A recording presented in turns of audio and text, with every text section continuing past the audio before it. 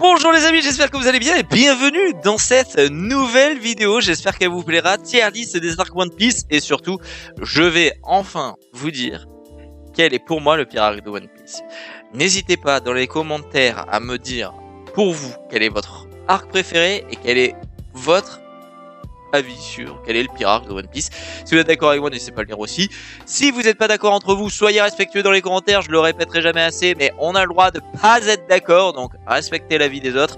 Et surtout, avant de commencer, je voulais vous dire un grand merci parce que ça me fait quand même plaisir de voir que vous êtes de plus en plus nombreux et nombreuses à découvrir la chaîne et à découvrir les vidéos. Il n'y a pas encore un immense engouement sur ce que je fais, mais ça fait quand même plaisir.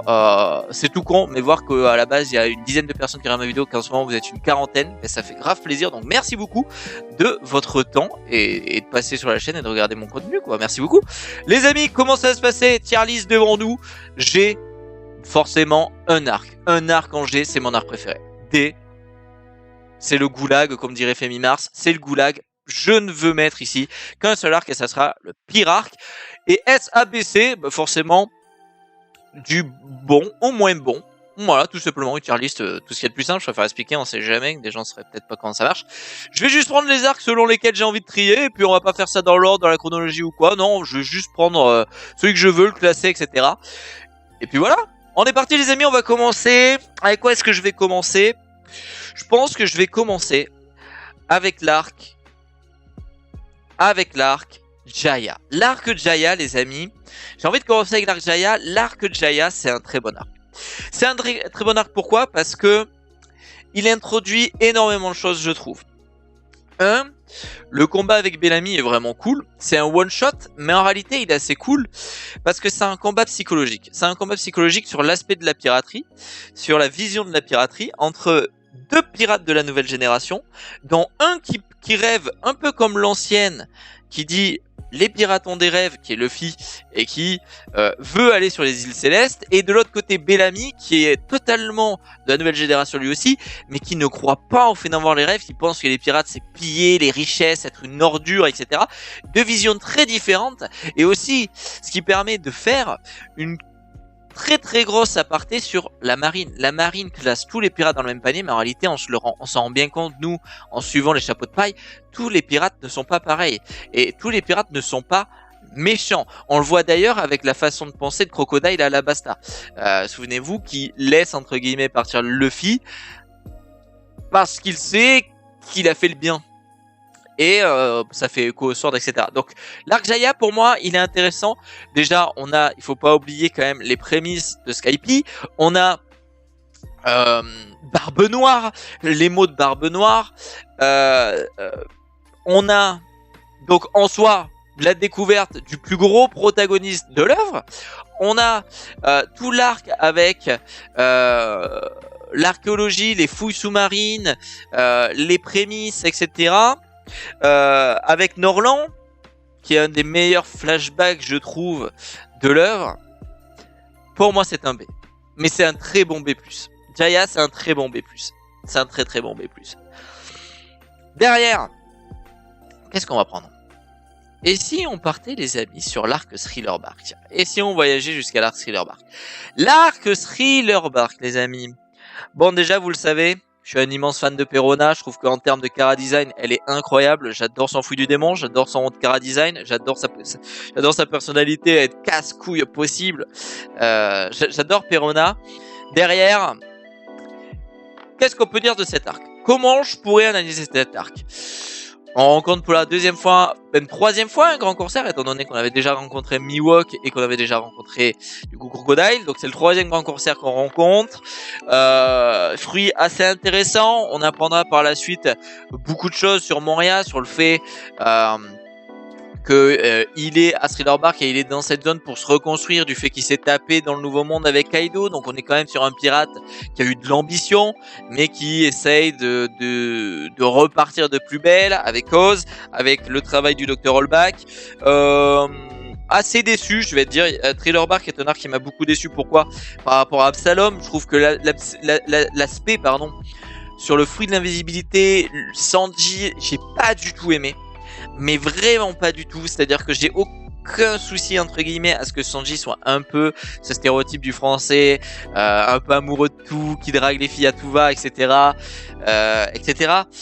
Mais cet aspect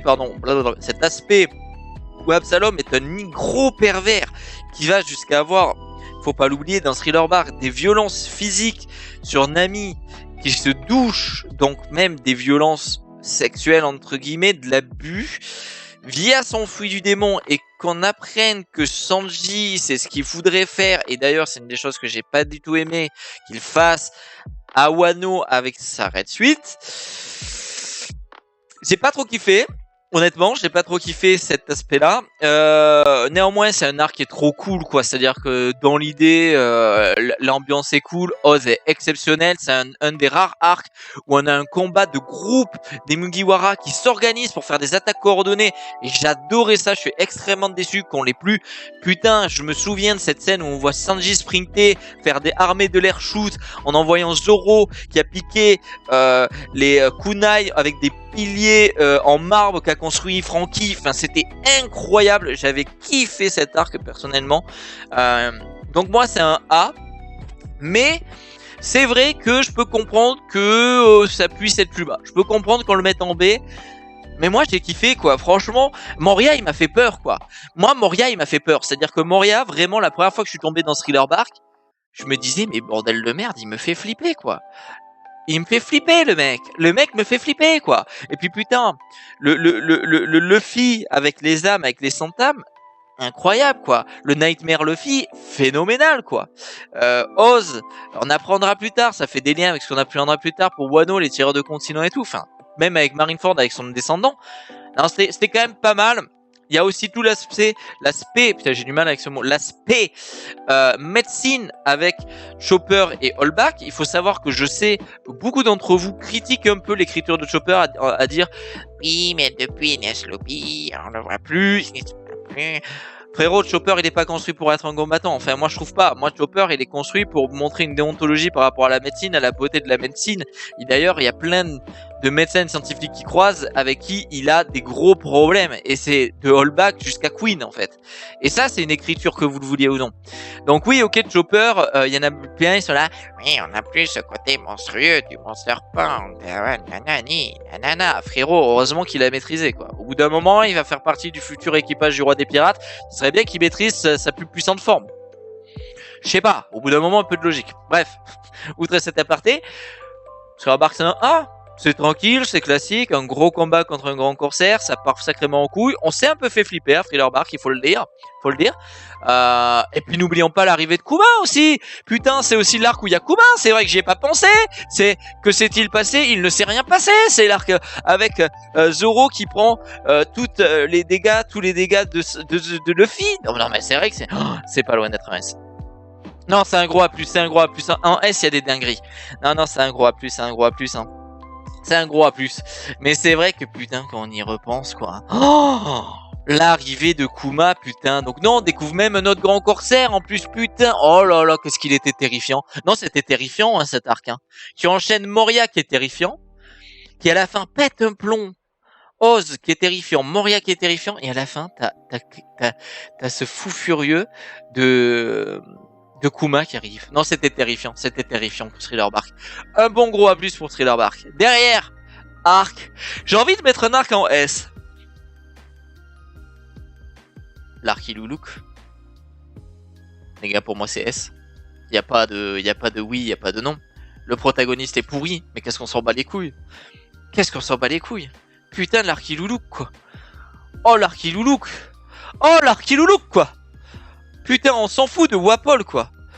C'est ça qui est bien dans One Piece, putain, on est dans un shonen où l'antagoniste, on s'en bat les couilles à des moments.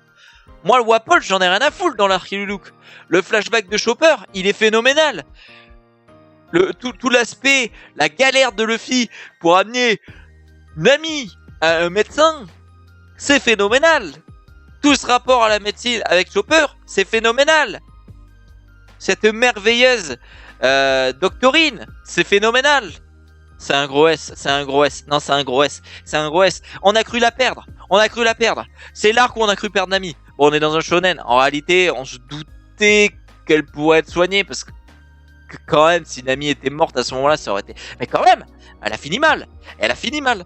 Non, c'est un arc qui parle d'acceptation de l'autre. Enfin, non, il est génial cet arc. Non, y a même pas besoin de, y a même pas besoin de trop en dire, de trop en faire. Ça sert à rien. Je suis pas là pour rallonger le truc et tout. Non. Qu'est-ce que vous voulez dire? Il a le look incroyable.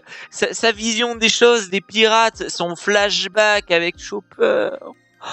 Quand est-ce que Nob meurt? Quand il est mort? Non, quand on l'oublie. Mais putain! Oh, il look! Oh là là! Pff, ça pourrait être un G, les gars. Je suis désolé.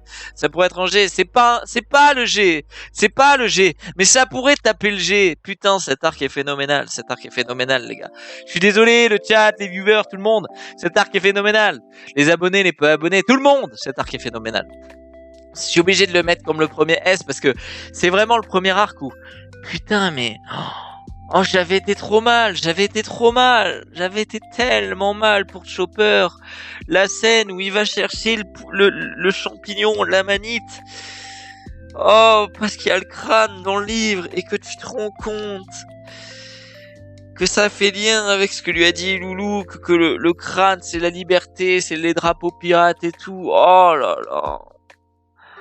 Qu'est-ce que c'était dur, les amis, qu'est-ce que c'était dur. Oh, qu'est-ce que c'était dur, moi je m'en souviens, mais c'était dur. Et puis Luffy qui accepte Chopper et qui lui dit t'es pas un monstre, on en a rien à foutre. Enfin, puis si toi t'es un monstre, qu'est-ce que je suis, quoi? Je suis un mec élastique, moi aussi je suis un monstre, quoi. Viens avec nous, viens vivre ta vie, quoi. Oh, c'était phénoménal. C'était phénoménal. C'est un arc que j'ai vraiment kiffé, moi, les amis. Derrière, qu'est-ce qu'on pourrait prendre comme autre arc? Lockton. Tiens, et si on se faisait Lockton, les amis? Non, c'est pas Andé, Lockton. Lockton, pour moi, c'est un B, hein, mais c'est un bon B.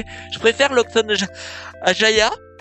C'est un arc où j'ai eu peur. C'est un arc... Ah, ça pourrait taper le A-. Lockton, c'est un arc qui tape le A- ou le B+. Pourquoi? Parce que il y a la scène... En fait, il y a plusieurs scènes pour les Mugi. Il y a une scène incroyable pour Zoro. Il y a une scène incroyable pour Usopp. Il y a une scène incroyable pour Luffy. Oh non, mais ça tape le A-, je suis désolé. Et puis il y a Dragon, putain non, c'est le A-. Lockton, c'était cool. C'était rapide, c'était fluide.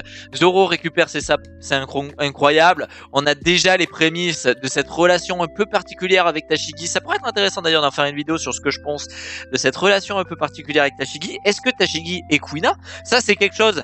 Beaucoup de gens pensent que Tashigi serait Kuina qui aurait perdu la mémoire. Alors si vous ne le savez pas, en tout cas, moi je fais partie des gens qui pensent que ça pourrait ne pas être impossible que Tashigi soit Kuina, qui soit tombée dans l'escalier, ne soit pas morte mais ait perdu la mémoire, et donc ça aurait été trop dur pour tous les autres enfants de les laisser avec eux, ou je sais pas, il y aurait eu une dinguerie et donc elle serait devenue une marine. Pourquoi pas? C'est mon hypothèse.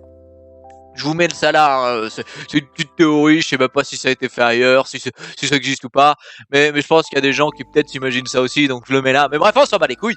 Donc, c'est cool, la scène avec les sabres est phénoménale, la scène avec le bras, là, on s'en rappelle tous, qui est en fait les prémices de l'âme du sabreur et de l'âme des sabres, hein, franchement, on va pas se mytho.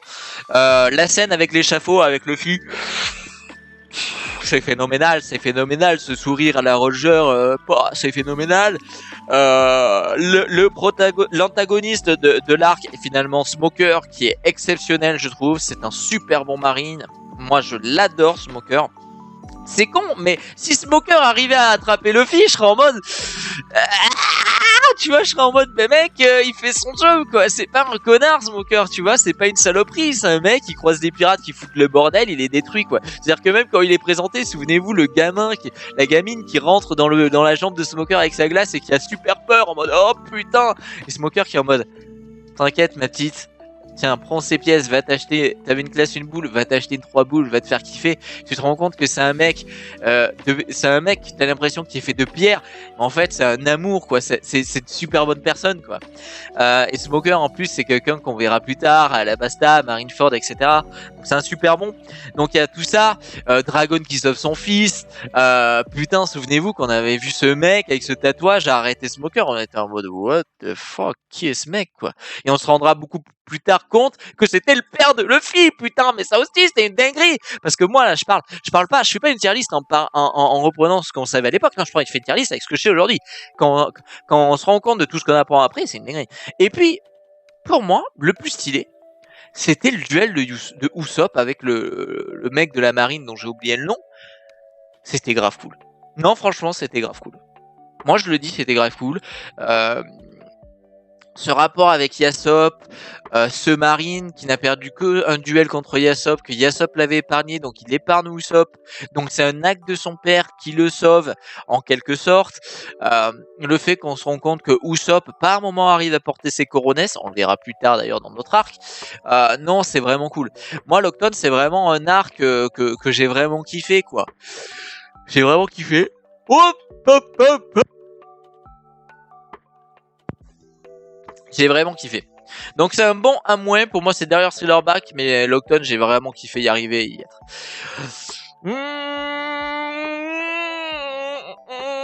Qu'est-ce qu'on va prendre maintenant? Oh putain, l'arc Thriller-Back. Non, putain, l'arc Impel Down. Oh, Impel Down. Impel Down, on n'est pas loin du G. Hein. Mais c'est pas le G. Impel Down, c'est un S. C'est un très gros S. Et Impel Down est un très gros S+, grâce à Bonne Clé. Je dis les termes. Mr. 2 Bonne Clé, carry l'arc Impel Down. Voilà, les termes sont dits. Les termes sont dits. La Travel Away, on vous aime. Bonne Clé carry l'arc Impel Down. Je suis désolé. L'arc Impel Down, tu pleures à la fin parce que tu te rends compte que Bonne Clé s'est encore sacrifié. L'arc Impel Down, tu te rends compte que c'est phénoménal parce que Luffy avance en grande partie grâce à l'aide des autres. Tu te rends compte de t'as un mec, Magellan, qui est extrêmement puissant. L'arrivée de Barbe Noire, le moment où que dire d'Impel Down, quoi. Enfin, je n'ai pas les mots, quoi. Impel Down, c'est une dinguerie, et en plus c'est une dinguerie qui bénéficie d'un enchaînement d'arcs qui est phénoménal, quoi. C'est-à-dire que quand tu fais l'enchaînement d'arcs Impel Down, Marineford, même avant Amazon Lily, chez Abondi, Amazon Lily, Impel Down, Marineford, quand tu fais c'est phénoménal cet enchaînement d'arcs. Enfin, je suis désolé, Oda là, il avait fumé je sais pas quoi. Gros, il avait fumé un calumet de la paix qui fait 40 mètres. Il nous avait sorti il est trop fort. Et d'ailleurs, ce qu'il est en train de faire avec Egghead, il a encore fumé son calumet de la paix de 40 mètres, gros. Non, Impel Down, c'est phénoménal. Magellan, encore une fois, un protagoniste qui m'a fait peur. Comme je vous le disais avec Wapple, dans One Piece, par moment, les antagonistes, pardon, pas les protagonistes, les antagonistes, les méchants, ils font pas toujours peur. Ils nous mettent pas toujours mal. On se dit pas tout le temps, il y a un risque. Magellan, on s'était chié dessus.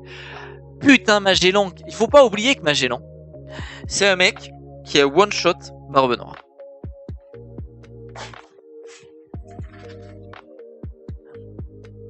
Le mec a one-shot Barbe Noire et son équipage. Si Shiryu. D'ailleurs, ça, c'est un truc qui est un peu bizarre dans l'œuvre. C'est-à-dire que, qui est un peu con et qui est un peu dommage, c'est de se rendre compte, souvenez-vous, quand Luffy est empoisonné, Ivankov et tout ça, quand il parle avec Mr. 2, elle dit, mais nous, on n'a pas d'antidote. Et en fait, on se rend compte qu'il en existe. Chez lui, on a même un. C'est ce qu'il donnera à l'équipage de Barbe Noire pour qu'ils survivent. C'est dommage qu'ils aient jamais su ça, parce que putain, imaginez, parce que Luffy, c'est aussi un arc, les gars, avec Marineford, où Luffy, faut voir, à pas l'oublier, il perd de son espérance de vie. Luffy est un personnage, est un homme qui a une espérance de vie qui n'est pas si longue. Et faudrait voir à pas l'oublier. Luffy a perdu énormément d'années de vie entre Impel Down et Marineford. Luffy, c'est pas un mec qui va vivre très très longtemps, je pense. Donc non, Magellan phénoménal. Même le vice-directeur, comment il s'appelait Merde, le vice-directeur, comment il s'appelait avec son truc, qui a en fait une référence à, qui a un très gros clin d'œil à putain, comment il s'appelait, je vais être calife à la place du calife, quoi. C'est-à-dire que le vice-directeur qui veut la place du directeur Magellan, qui en fait nous montre d'un coup dans un élément d'honneur, putain, il se bat et tout, il va se faire écraser, mais il se bat à mort et tout. Non, c'était vraiment impressionnant. On a tous les prémices de Baggy, parce que tout ce qui se passe avec Baggy aujourd'hui, et ce qu'il est, ça part de Impel Down, faudrait voir à pas l'oublier. Tous les hommes qui recrutent, ça part de là. son ascension. On a le retour de Crocodile qui est incroyable, cette scène. Oui, voilà, ça fait un bail, tu vois. Incroyable. Mister Two, goth de cet arc, je le répéterai jamais assez. Mister Two, c'est vraiment quelqu'un pour qui j'ai eu énormément d'émotions lorsqu'il est resté sur Impel Down. À savoir, pour ceux qui ne sauraient pas, Mister Two est en vie, on le sait. Mister Two est celui aujourd'hui qui vit là où il avait rencontré Ivankov, donc dans les souterrains des révolutionnaires. Et c'est lui qui gère la Travelaway dans Impel Down et dans les souterrains d'Impel Down aujourd'hui à la place d'Ivankov.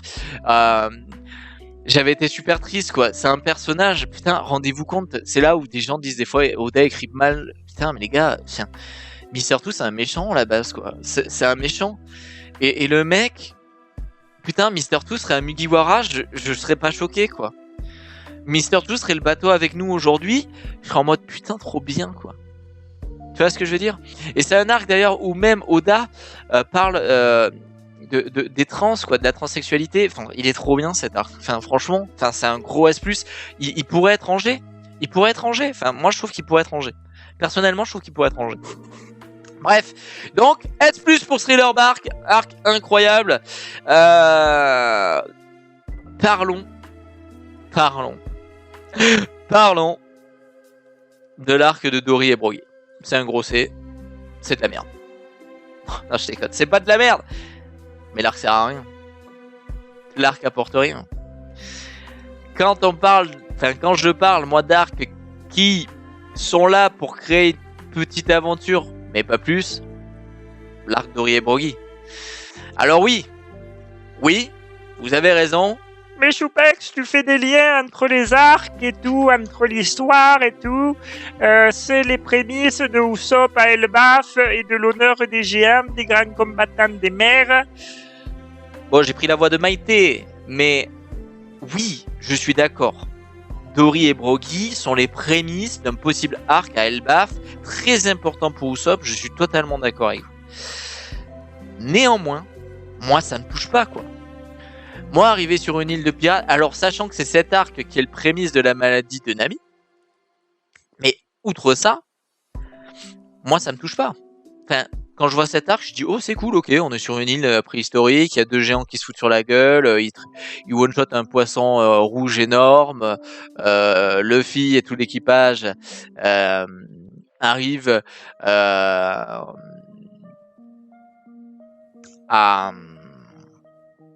les aider. On a le Baroque Works, les prémices avec Mr. Free et la meuf pinceau là. Ok, mais non, ça me parle pas, quoi. Moi, j'ai pas.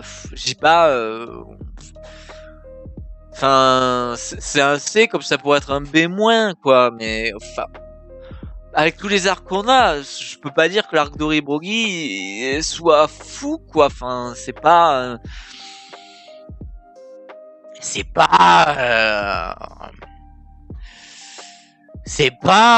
Non, je sais pas, moi ça m'a pas parlé. Mr. Free, il me fait pas bander. L'autre avec son PSO, elle me fait pas bander. Ouais, quoi. Dites-moi en commentaire, mais moi non, c'est pas. Et puis Usopp, je vous dis, son écriture, moi j'ai du mal avec son écriture, donc que je trouve trop longue et trop.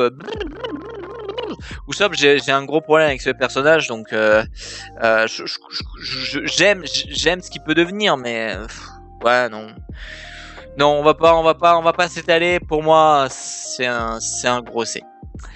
L'arc de Whiskey Peak, c'est un B-. C'est un peu moins qui pourrait aller en C. Néanmoins, là, on entre encore plus dans les prémices du Baroque Works. C'est-à-dire que, autant, avec Dory et Brogy, on a, souvenez-vous, Mr. Free, etc. Autant, là, on a Mr. Five, Miss Valentine. On découvre Vivi. On découvre, avec la mort d'Igaram, souvenez-vous à la fin, Robin. On a le combat Luffy contre Zoro. On a non, c'est pas mal, prémisse du Baroque Works, on est dans le B, c'est un arc cool, ça se laisse flotter, on rentre dedans, on y sort très vite. Il y a des trucs où on se dit mais putain, mais qu'est-ce qu'ils sont cons Luffy et Zoro. il y a tout l'aspect Vivi, il y a Robin, non, c'est cool, c'est les prémices d'Alabasta, c'est un B, c'est un bon petit B, voilà. Et pour le coup, tiens, quitte à faire la comparaison entre deux arcs que je trouve pas forcément incroyables, la réalité, c'est que quand même, je trouve que l'arc Whiskey Peak est beaucoup plus fun à regarder que l'arc Dory Broggy, quoi. C'est-à-dire que l'arc Dory Broggy, on était content de savoir qu'ils vont chasser le plus gros dinosaure. L'arc Whiskey Peak, putain, t'as un moment avec Zoro où de nuit, il découpe tout le monde, quoi. Il dégomme tout le monde. Moi, la scène où il chope la meuf avec sa main, comme ça, là, comme ça, là, avec son muscle, là, et il presse la tête et t'entends ses os craquer, t'es en mode... My man!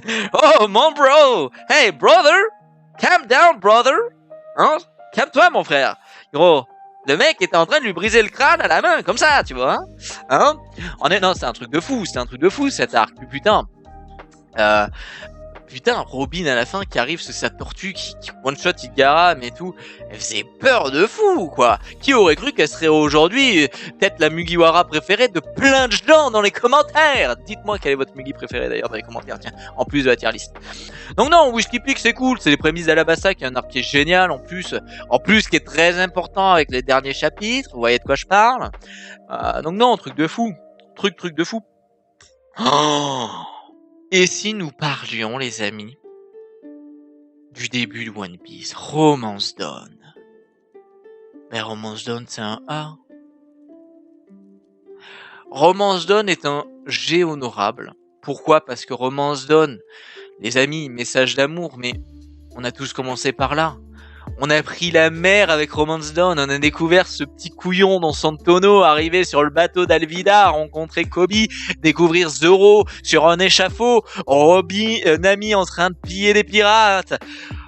On a découvert l'aventure, on a pris la mer avec cet arc, c'est un G honorable, Je ne peux pas le laisser en G parce que c'est clairement à mes yeux pas le meilleur arc, mais c'est un G honorable parce que sans cet arc, on ne serait pas sur la mer aujourd'hui. Sans cet arc, ça ne ferait pas plus de 20 ans qu'Oda dessine et nous fait voyager. Donc c'est un G honorable, pensez-le. Maintenant, objectivement, Romance Dawn, c'est un A. C'est un A, pourquoi? Parce que c'est un arc qui a énormément d'importance pour la construction de certains personnages. Ça a une importance par rapport à Nami. Non, pas vraiment par rapport à Nami, parce que Nami, ça va plus être à long parc, on verra après. Mais ça a une importance par rapport à Kobe finalement en fait. Non, finalement c'est vrai que quand j'y pense, pas tant que ça d'importance par rapport à tous les personnages, mais grosse importance par rapport à Kobe, qui est le début de son ascension en tant que marine grâce à Luffy qui lui donne confiance en lui, et avec l'arc du colonel Morgan et tout. Donc non, Romance Dawn c'est assez cool. Sachant qu'on pourrait dire que l'arc Romance Dawn c'est un peu un enchaînement avec Baggy, c'est-à-dire que paf ça on va les mettre ensemble. C'est assez cool ça. Romance Dawn Baggy, je me rappelle que j'avais bien kiffé, sachant que tu peux faire Romance Dawn Baggy. L'enchaînement c'était quoi? C'était Romance Dawn Baggy. Tiens, je vais les mettre là, c'était quoi? Notre enchaînement c'était Romance Dawn Baggy. Après on va il est où le Barati?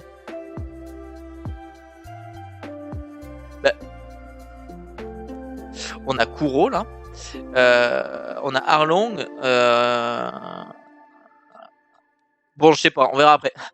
Non c'est un A, Romance Dawn c'est un A le chat, enfin, les gars je pense que Romance Dawn c'est un gros A, c'est le début de Prendre la mer, pour moi c'est un G honorable, c'est-à-dire que pour moi c'est un G honorable comme je vous dis dans le sens que c'est j'ai pris la mer avec ça quoi. C'est l'art qui m'a fait prendre la mer quoi. Peut-être des gens ont commencé One Piece et ont regardé One Piece du début en commençant je sais pas en tombant sur des 17 et en tombant sur l'arrêt des hommes poissons, en tombant sur Alabasta, tu vois, une connerie comme ça. Moi j'ai vraiment pris la mer avec Romance Dawn et j'ai kiffé direct quoi, c'était trop cool. Mais en termes d'arc c'est même un B+ quoi. Enfin faut être objectif, c'est pas un arc qui apporte tant de choses que ça apporte pour Kobe, et le fait de lui donner Luffy lui influe la volonté de suivre ses ambitions. ça c'est cool, mais c'est vrai qu'à côté, sinon c'est pas non plus dingue. Le colonel Morgan, c'est pas si fou, même si en réalité, du coup, ça nous montre que One Piece n'est pas un monde manichéen où tout est blanc, où tout est noir, où tout est bon, où tout est mauvais. C'est-à-dire qu'on se rend compte que là, c'est un militaire, donc un marine, qui est une ordure, c'est un pirate qui va sauver le village et les marines de cette ordure. Donc il y a une petite importance, donc c'est un gros B+ en soi, je trouve objectivement, mais sinon c'est un jeu honorable. J'aimerais bien parler, tiens, de l'arc, du Baratie, mais je ne le vois pas, putain. Ça me fait chier, il est où l'arc Baratie? Pourquoi je le vois pas? Bah, ils l'ont pas mis, ces couillons. Je crois qu'ils l'ont pas mis.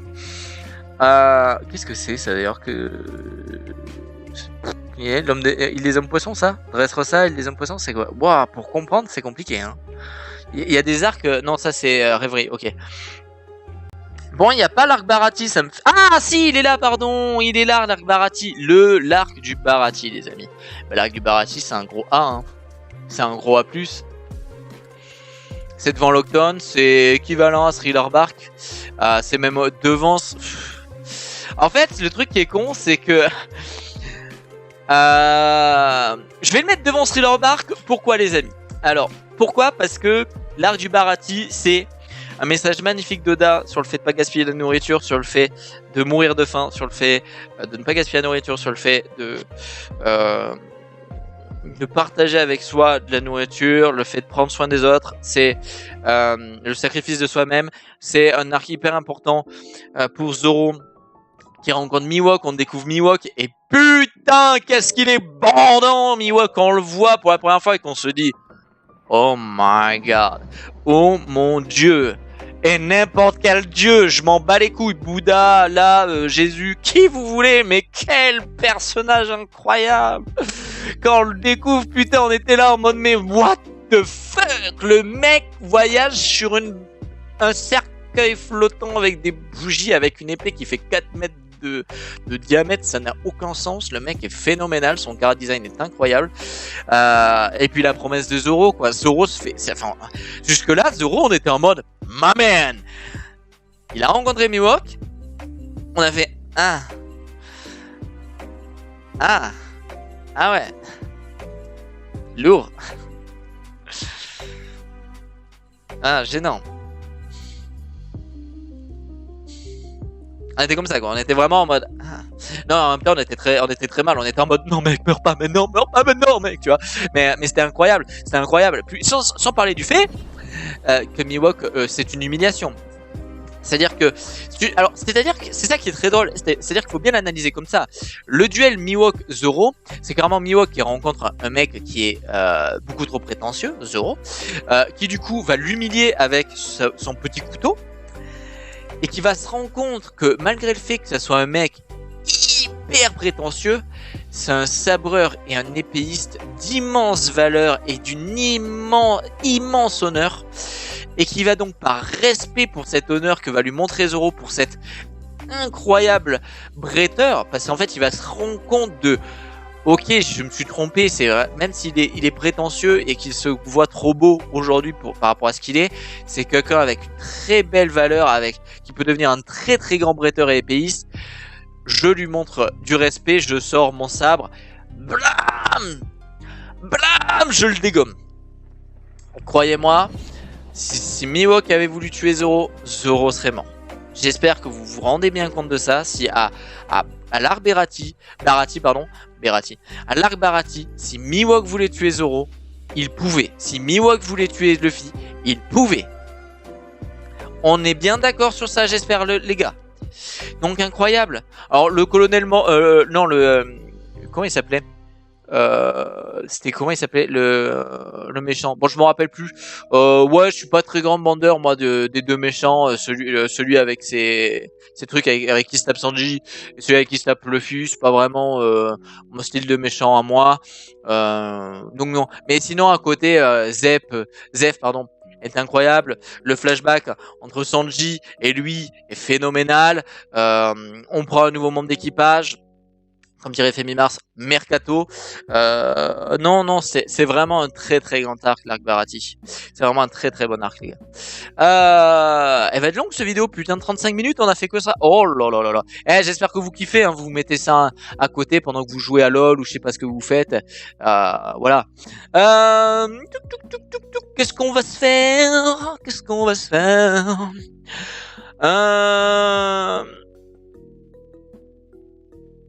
Skype. Oh mon dieu, Skype. C'est un S, Skype. Skype est un S, les gars. Je suis pas ouvert au débat. C'est un voyage phénoménal dans d'autres aspects de l'univers. C'est-à-dire que jusqu'à présent, on pensait... Jaya, d'ailleurs, à l'introduction, c'est ce que je vous disais, Jaya qui est là. On se rend compte que l'univers de One Piece et les pirates ne fonctionnent pas que dans les airs, que sur la mer. On se rendra compte même avec l'art des poissons que ça peut être sous l'eau. Là, on se rend compte que c'est dans les airs. Flashback de Norland et de Kalgara est phénoménal. Ener est un antagoniste exceptionnel. Zoro, oh, le passage avec Ener qui one-shot Robin et Zoro qui vit... Oh là là, pour moi qui suis un bandeur de relations et qui suis dégoûté qu'Oda n'en mette pas dans One Piece. Oh là là, putain. Oh, le Robin Zoro. Non, mais ça c'est moi, ok. Bon, en réalité, y a rien, mais ok, t'as compris. Non, incroyable. Wiper est un super bon personnage que j'adore. Même le Chevalier du Ciel. Comment il s'appelait, putain, avec Pégase là, le dieu, en gros dieu. Incroyable, on découvre une nouvelle civilisation, on découvre un nouveau paysage complètement paradisiaque, on découvre un flux du monde exceptionnel qui est celui des nerfs, on découvre les prémices du haki avec le mantra, avec le haki d'observation, on découvre quelque chose d'extrêmement important à mes yeux, Mary. Pour la première fois, on va voir Mary. Et oui, les amis, on va voir pour la première fois Mary à Skype qui se répare elle-même grâce à sa volonté, avec Usopp qui la voit, qui la voit pour la première fois. On va avoir peur. Cette scène, oh bordel, cette scène avec la cloche dans la gueule des nerfs, incroyable, avec la grosse boule dorée, bam, qui fait sonner la cloche, exceptionnelle. La gravure de Roger qui fera écho à 10 000 chapitres plus tard, avec comment il a écrit et qui l'a écrit. Oh mon dieu, putain de merde, quoi. Ça c'est un truc trop fort, Oda, les liens qu'il fait, hein. Le mec il écrit des trucs et puis il se dit oh non attends, tiens je ferai un lien, bon, et puis ça sera pas un lien illogique parce que je suis trop fort. Non, incroyable, Skype, moi c'est un gros kiff. Tout cet aspect archéologique j'ai kiffé. Vraiment cet aspect poneglyphe qui sont très importants étant donné que, souvenez-vous, que les mots de Roger sont très importants. C'est un truc du genre j'écris ces machins, je suis allé aux confins du monde, on a voyagé je sais pas quoi, enfin très très important. Non, c'est très très classe. C'est aussi, encore une fois, un arc qui, entre guillemets, parle d'acceptation de l'autre et en soi de racisme, parce que le peuple de Skype fait la guerre au Chandia, etc., tu vois. Donc, il y a un très beau fond. Donc non. Puis même, on a tout cet aspect technologique avec les... comment ils s'appelaient déjà ces coquillages? Putain... Je l'ai sur la langue, mais j'arrive pas à le lire. Bon, je l'ai plus, mais avec les coquillages, vous voyez de quoi je parle. Donc non, c'est un très très gros S. Moi, Skype, ça a vraiment été c'est vraiment un de mes arcs préférés. Qu'est-ce que j'ai kiffé voyager à Skype, putain. Qu'est-ce que j'ai kiffé. Qu'est-ce qu'on va se faire maintenant? Baggy, tiens Baggy. Ce petit Baggy. C'est un C, franchement. Désolé, mais l'arc Baggy, on s'en bat les couilles, quoi. Franchement, le truc le plus cool de l'arc Baggy, c'est le chien qui défend sa maison, quoi. Qui défend la maison de son maître, quoi. C'est le truc le plus cool de l'arc de Baggy. Le reste, on s'en bat les couilles. Le reste, on s'en contrefou, quoi. Je suis désolé, genre, à part le fait qu'on se rend compte que Baggy se trouve du cul s'il se butait 2 secondes à devenir quelqu'un de ouf, son fruit du démon est complètement pété. J'espère que vous vous rendez compte quand même que Baggy est quand même un des personnages qui pourrait être l'un des plus puissants personnages du monde, parce que s'il éveillait son fruit, il faut bien se rendre compte que s'il éveille son fruit, ce mec peut fragmenter le monde.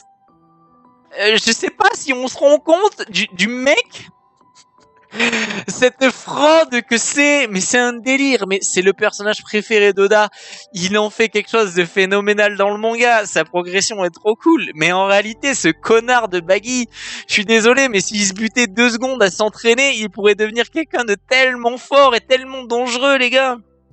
Ça me fait rire, parce que vraiment, j'ai trop le seum. Baggy, son fruit du démon, s'il éveillait, bordel. Oh, s'il éveillait, putain. Ce mec pourrait fragmenter le monde, gros. Non, c'est un truc de fou. Non, puis il est trop fort, quoi. Enfin, donc c'est un C, parce que je trouve que c'est un arc en réalité qui apporte pas grand chose. En fait, à part le fait qu'on a les prémices de l'arc des empoissons, vu qu'il va falloir récupérer un ami qui se barre. Mais outre ça,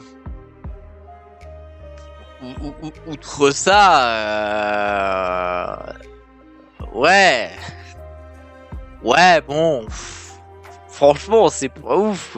Genre, les combats sont pas ouf. Le combat Luffy Baggy n'est pas sensationnel. Le combat Zoro, le mec sur le cycliste là, ce mec sur son cycle monocycle, c'est pas ouf. Le dompteur est pas ouf. C'est pas un arc qui nous apporte grand chose, quoi. Donc c'est un C. En réalité, c'est un C. On va passer sur un arc hyper cool, mais pas tant utile que ça.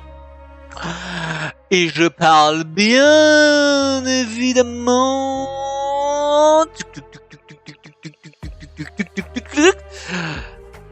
de Laboon, de l'arc Laboon. Les amis, l'arc Laboon, c'est un C.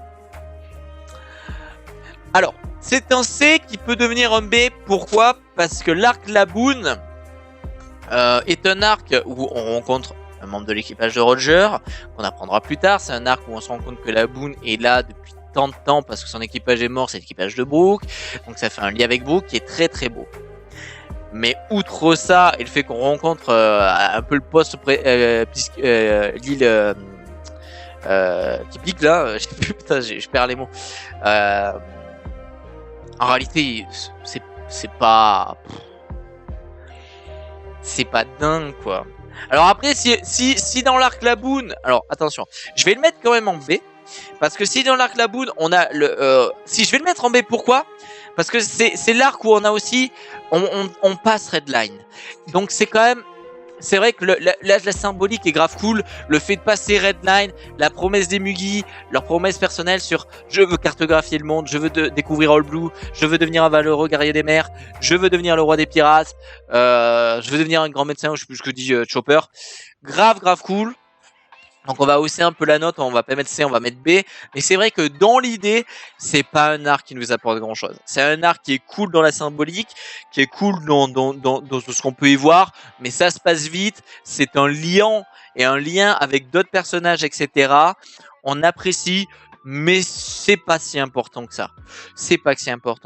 La promesse à Laboon est cool, la peinture sur Laboon c'est drôle, le plantage de mât dans la gueule de Laboon, on a rigolé, c'était cool, se faire avaler, c'était cool, découvrir le docteur, comment il s'appelait d'ailleurs ?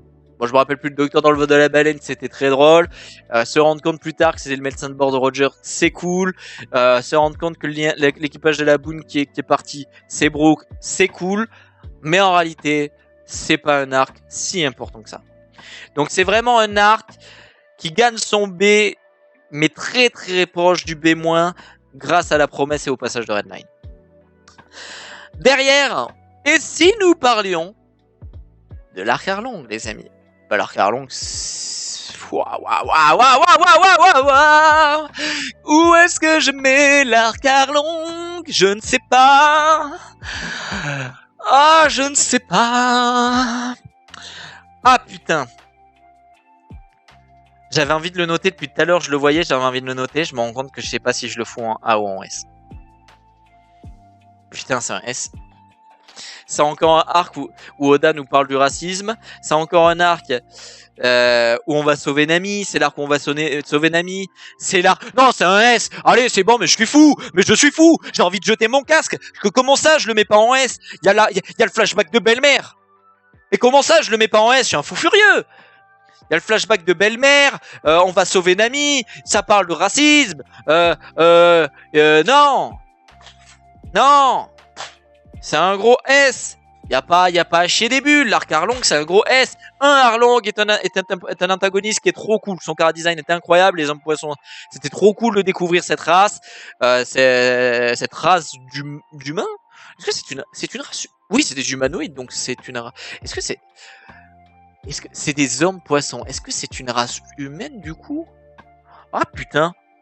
Bon ouais, dans tous les cas, on s'en bat les couilles, mais ce qui est sûr, c'est que c'est une espèce intelligente, de vie intelligente, donc il y a un réel racisme profond qui est, en plus, je vous parlais des arcs qui font des liens, va faire un lien avec l'arc des hommes poissons, avec le flashback de Fisher Tiger, avec la haine de Arlong, la haine de Audi, va faire des liens avec le racisme profond, donc un travail encore, comme avec Skype, sur le racisme. Oda en parle énormément si vous ouvrez vos yeux et vos chakras à tout ce qu'il cache derrière comme message. Bordel, le flashback de belle-mère. Oh, le flashback de belle-mère. Oh, putain, j'ai encore des frissons.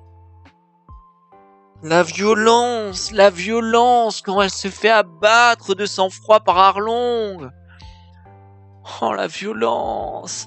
Se rendre compte que Nami vole et est une voleuse et la chatte voleuse depuis tant d'années pour sauver son village, alors que tout le monde la déteste, que personne la comprend, pour se faire trahir par Arlong et la marine, par ses pourris.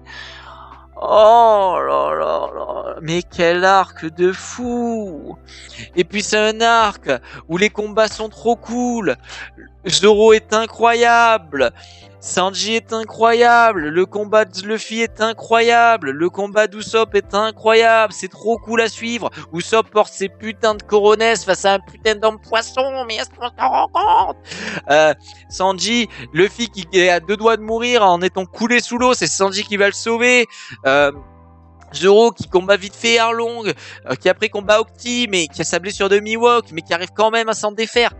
Quel délire, mais quel délire! La symbolique de Luffy qui pète la salle des cartes et qui détruit... Oh, c'était trop ouf! Et surtout, comme je vous le dis, moi qui aime bien ship les personnages, Luffy et Nami, oh là là, le fait qui donne à la plus grande voleuse qu'il ait pu rencontrer son plus grand trésor, la chose la plus précieuse à ses yeux, oh la symbolique! Oh, la scène où elle se plante aussi! Oh là là, l'arc Arlong. Oh putain. Non, mais j'ai été fou de penser que ça pouvait aller en A, cet arc. Non, cet arc, les gars, je suis désolé, mais c'est un S, voire un gros S+, hein. Ah, dans mon cœur,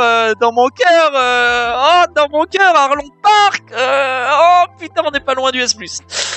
Oh, on n'est pas loin du S+. Oh là là là là là là là, mais ça sera un S. Il faut que je sois objectif, c'est bon. Mon cœur a envie de mettre un S+, presque en G, mais non, c'est quand même, il y a quand même des arcs qui peuvent être encore plus incroyables. Mais quel arc de fou. L'arc Kuro, les amis. Tiens, l'arc Kuro, où on découvre Usopp, donc Oda nous fait un parallèle avec Usopp, avec l'homme qui crie au loup. On découvre l'histoire de son papa, l'histoire de sa maman, le fait qu'elle soit tombée malade, un peu d'ailleurs comme Port Gazdi Rouge. Usopp, comme Ace, sa maman est morte pendant... Alors, la maman de Ace Rouge est morte après son accouchement, étant donné qu'elle a retenu sa grossesse pendant 19 mois, je crois, de souvenir. La maman de Usopp est morte malade quand il était enfant, mais c'est un peu le même principe, c'est-à-dire qu'il n'a grandi sans son papa, ni sans sa maman. On se rend compte qu'il ment beaucoup, mais en même temps, il raconte beaucoup de choses, et on se rendra compte du coup que les mensonges d'Usopp deviennent souvent des réalités. Kuro est un antagoniste, moi, que j'aimais assez bien dans le concept là. Je le trouvais assez stylé, franchement.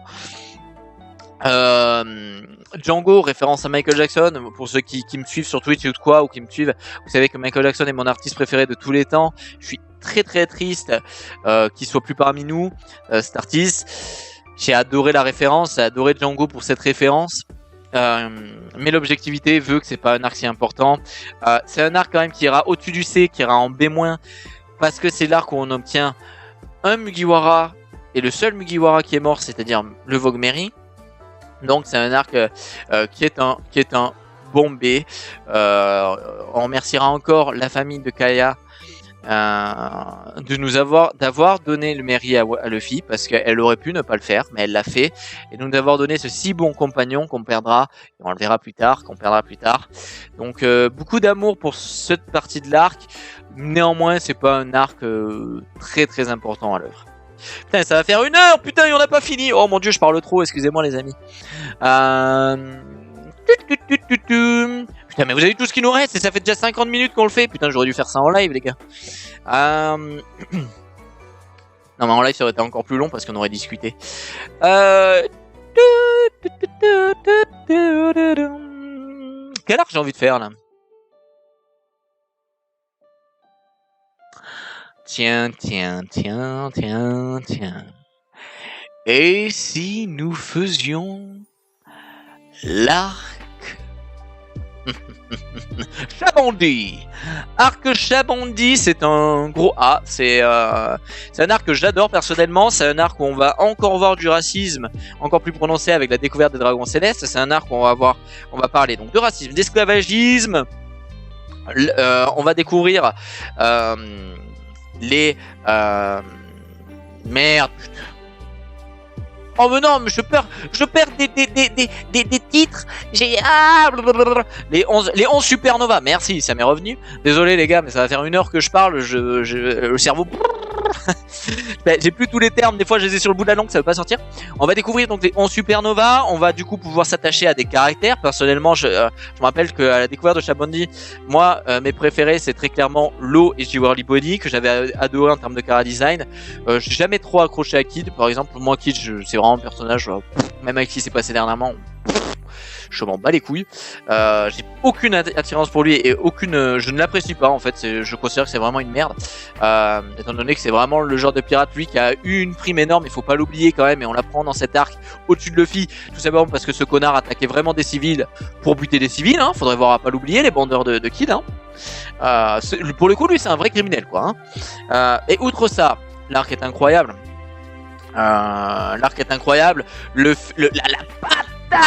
La patatasse de Luffy dans ce connard de dragon céleste qui va se faire péter la gueule dans les derniers chapitres. Je vais pas en dire plus, mais chiche. Pour ceux qui lisent les chapitres, chiche. Ce connard de Carlos, c'est ça, c'est Saint Carlos. Non, c'était incroyable. On a tout cet aspect racisme, esclavagisme. On a les prémices de Doflamingo avec le fait que ça soit sa salle de vente. On a l'arrivée de Kizaru. Quelle arrivée, bordel, c'est même un S en vrai, un S- même. L'arrivée de Kizaru était phénoménale. Moi les amis, je trouve que quand il est arrivé, oh le bordel, oh là là, c'est comme Aokiji quoi. C'est-à-dire que Aokiji quand il arrive, après Alabasta, vous savez, avant, putain mais on se dit mais what the fuck quoi. On se dit mais quelle folie quoi. Mais attends, mais d'ailleurs, oh, ça révèle. Merde, attends. Aokiji qui attaque les Mugi avec Robin et qui la congèle, c'est quel arc? C'est Dory et Brogy? Mais non, c'est quel arc? Ah merde. Parce que si c'est dans Dory et Brogy, ça élève l'arc, mais pour moi, c'est pas dans cet arc. C'est forcément post-Alabasta. Bon merde, on verra plus tard. Donc non, pour Chabondi, Kizaru, putain, son arrivée était phénoménale, on s'était chié dessus. On a quand même Riley, on a quand même Kuma, on a Oh merde, les pacifistas, enfin, c'était une dinguerie sans nom. On a l'échange entre quand même le second du roi des pirates et un amiral de la marine, qui, je vous rappelle qu'il est arrivé sur l'île et à one shot presque toute la nouvelle génération, hein, faut bien se rendre compte. C'est-à-dire que, à mon avis, il faut bien se rendre compte que, objectivement, si One Piece avait pas, si Luffy avait pas foutu ce bordel, ok, il serait pas venu, mais imaginons il serait venu quand même, il aurait pu arrêter tout le monde. Parce que ce qui sauve un peu la nouvelle génération et Luffy, c'est quand même le fait que Kizaru se fait bloquer par Riley. On n'oublie pas aussi qu'on a la scène où Luffy dit de fermer sa gueule à Usopp qui veut savoir ce qu'est le One Piece et que Riley lui raconte toute l'histoire. On n'oublie pas. Donc arc incroyable qui va amener en plus qui est les prémices d'Enies Lobby, pas d'Enies Lobby, de Impel Down et de Marineford et tout ça. Non, phénoménal, Chabondi. Donc c'est en S. Alors j'aimerais quand même revenir. Putain, c'est quel arc? Alors ça, c'est ça qui est dommage que je l'ai pas fait en live, c'est que vous pouvez pas me préciser. Je me souviens plus, putain, dans quel arc on a Robin qui se fait attaquer par Aokiji? C'est post à la basta, mais du coup, attends 2 secondes. Liste des arcs One Piece. Je veux être sûr d'un truc. Après Alabasta, on arrive où?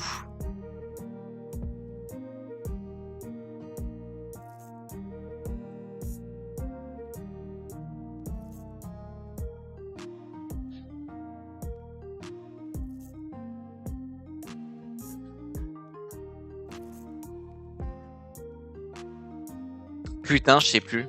Ça me fait chier parce que c'est important ça, c'est quelque chose d'important ça les gars.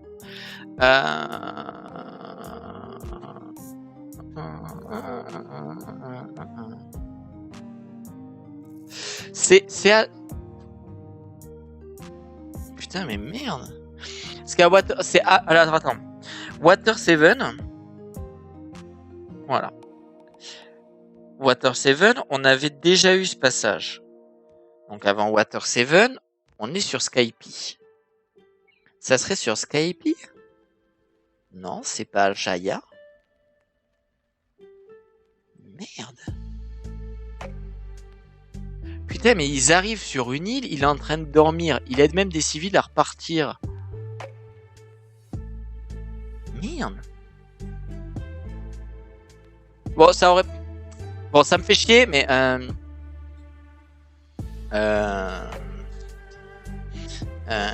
Attendez. Aokiji congèle Robin. C'est quand ça?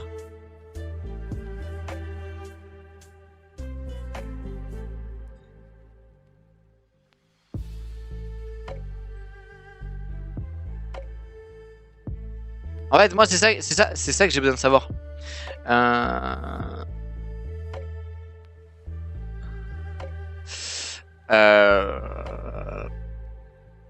Ah, ça m'emmerde. Quand est-ce qu'il vient faire ça? Parce que ça apporte beaucoup à l'arc. Enfin, ça apporte quand même beaucoup à l'arc. Nanana. Alors attendez. Est-ce qu'il y a mais il reste tout à considérer que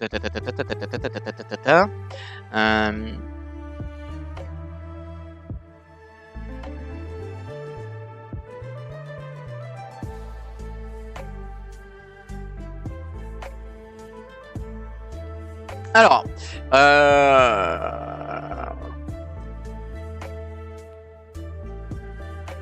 non, puis en plus Aokiji, dinguerie quoi.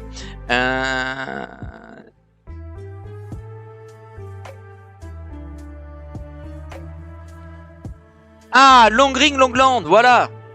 Faire en compte d'Amir, nanana. Donc Long Ring, Longlang. Long Ring, Longland, c'est quand ça? L'équipage du chapeau de paille, il faut la rencontre d'Amérique. C'est avant d'arriver. Putain, ok, non, c'est bon. Ça doit être avant d'arriver à Water 7. Bon merde, l'arc Long Ling Gong, je sais plus quand c'est. Bon bref, ça m'emmerde. Ça fait 1 heure que je filme, ça fait 1 heure que je tourne. Il est temps d'avancer. Désolé, mais ça, en fait, c'est que c'est trop important parce que l'arc dans lequel on a ce passage avec Uzan. avec tout ce bordel, c'est la première fois qu'on rencontre un amiral, c'est la première fois qu'on a eu aussi peur, qu'on a été aussi impressionné et tout, d'un pouvoir et tout, qu'on a senti l'équipage aussi impuissant, donc c'est quand même assez important, quoi. Mais je saurais plus où le placer, quoi, c'est ça qui m'emmerde, parce qu'on est après Alabasta, on est après Skype. Ouais, donc on est à Water 7. Donc on va partir, je vais partir du principe, désolé si je me trompe, mais je vais partir du principe que cet arc-là est post Water 7. Vous savez quoi, attendez. Dernière vérification. Vous savez quoi? Dernière vérification. Vous savez comment je vais faire? Hop, on va sur ADN. Paf, on va sur l'arc en question. On va sur l'arc, tac, tac, tac, tac, tac, 5, Water 7. On fait voir, on regarde. Water 7, c'est bien l'arc où on a le flashback de Robin. C'est vrai que c'est incroyable ça. Hein. Faudrait voir à pas l'oublier. Et non, c'est pas Water 7. Du coup, d'ailleurs, c'est les dials, les coquillages. Souvenez-vous, d'ailleurs, vous voyez, ça m'est revenu. Donc c'est pas Water 7, donc c'est avant.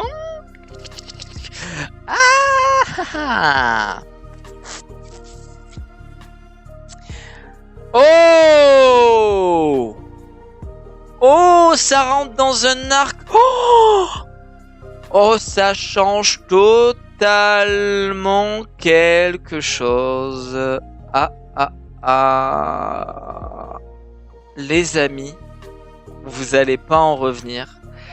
Ce dont je vous parle depuis tout à l'heure, qui a une importance de fou, c'est-à-dire la découverte et la rencontre avec Okukiji, la rencontre avec un amiral, la découverte de la puissance d'un amiral, la prouesse de ses capacités, le fait qu'il ait détruit l'équipage à lui tout seul et la différence de puissance, etc., qui était phénoménale et qui était très impressionnant, c'est très cool, fait partie de l'arc que je trouve être le pire de One Piece, c'est-à-dire l'arc avec merde, j'ai plus le nom. L'arc avec ce con de merde là. Mais merde, mais je perds mes mots, mais je suis désolé les gens, j'ai plus les noms, ça me saoule. L'arc d'Heavy Backfight. C'est dans l'arc d'Heavy Backfight, mais ça change tout. Pour moi, l'arc d'Heavy Backfight, c'est un dé, c'est le pire arc. C'est le pire arc, je veux bien, on va me dire oui, mais Choupex, c'est quand même, on se rend compte que c'est un truc fait par les Rocks, machin, on se rend compte que c'est l'horreur qui était cet équipage de Québec, Bro, je m'en bats les couilles de cet arc, quoi. Cet arc, il serait pas dans One Piece, je m'en porterais très bien, quoi. Et là, d'un coup, je me dis, le problème, c'est qu'en dans cet arc, que j'en ai rien à foutre, que je me porterais très bien s'il était pas là, tellement j'en ai rien à foutre. Le problème, c'est qu'il y a la rencontre avec Aokiji dans ce putain d'arc. Je suis obligé de le descendre. Je vous le dis, pour moi, c'est le pire arc de One Piece. Le Davy Backfight, l'arc Davy Backfight est l'arc qui apporte le moins de choses à One Piece, qui est le plus, franchement, on s'en fout, mais d'une force de ce qui s'y passe. Oh, je me rappelle quand on avait dû, franchement, quand tu passes de l'enchaînement Skype à Alabasta, Skype, Whiskey Peak à Alabasta, pour aller à Water 7, tu passes par Davy Backfight. Oh putain, on souffle. L'antagoniste est pourri. Krusty, il sert à rien. Franchement, c'est nul, quoi. Franchement. Alors oui, c'est marrant. Oui, on se détend. Oui, quand je regarde One Piece, quand je recommence One Piece, parce que je suis un gros connard qui recommence One Piece de l'épisode 0 pour aller jusqu'à l'épisode actuel. Je l'ai fait 4 fois. Je vais sûrement le refaire dans ma vie, c'est sûr.